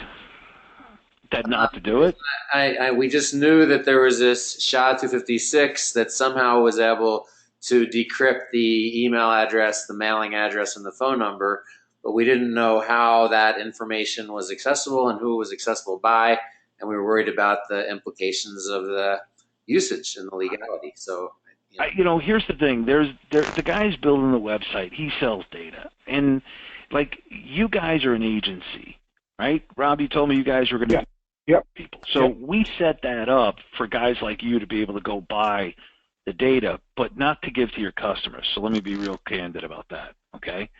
You know, it's so that you can use it internally. Like, if I do an email campaign, I need a place to go get it, right? Because I can't email off a hash. I have to convert the hash to an email to send the email out. Does that make sense? Mm-hmm. Right? So long as it's being utilized in-house by an agency, obviously, that's your personal call, but it's not illegal to append a hash. It's illegal to disclose it. You know what I mean? So it's like, handle with care, be smart. The last thing you want is to do that. Be smart. And if I have people that I feel uncomfortable with, listen, I'm not gonna tell you what to do. Like, it's not something I really think is important for me to get in trouble for. That means we lose a sale because of it. I had a guy come to me about 8 weeks ago. It was some Instagram course. I felt really uncomfortable with the whole thing. He's like, well, I need the email. I'm like, okay, I appreciate that, but I'm not selling it to you. It's not where I just didn't feel comfortable, because, someone's going to turn around and say, you looked up these keywords, and they're going to say, how did you know that? Well, hold on a second. Let me get you the name and number of the guy who told me this. You know what I'm saying? So I'd be very, very candid, to a certain extent with people on what they can and cannot do with it, but I don't necessarily want to fill in the blanks. Most of the time it's an agency. Most of the time they're not going to do anything from digital, but if they are going to use email, really simple. Just do what LiveRamp does, or do what anyone else would do. Intelligent person would say, who are you going to use? Great. Connect me with them. We'll send it to them. If they need help getting it appended, I will tell you, I've sold tons of data in hash form. I got to believe that there are people out there who did append it. I'm not tracking it. I have no way of tracking it, but, if someone's going to append it, they're going to append it. Yep. Okay. I'm sure there'll be plenty of other questions, but I think we're good for now, unless somebody wants to just jump in real quick. Well, my phone's ringing. Look, go ahead. My question is, when are we going to be able to get started? It's up to your partner. We already did. we're here, aren't we? Well, This is a great step forward. Absolutely. Well, we're excited. That was very helpful. Okay. Appreciate it. No problem. Rob, do me a favor. Give me a call before we Yep. we get off. We can just touch You got base with you. Guys, it was great talking to you. I'm sorry we went long, but if you have any questions, more than happy to do it again. Thank you very much, Tommy. All right, guys. Have a good day. Appreciate it. Take care. Thank you.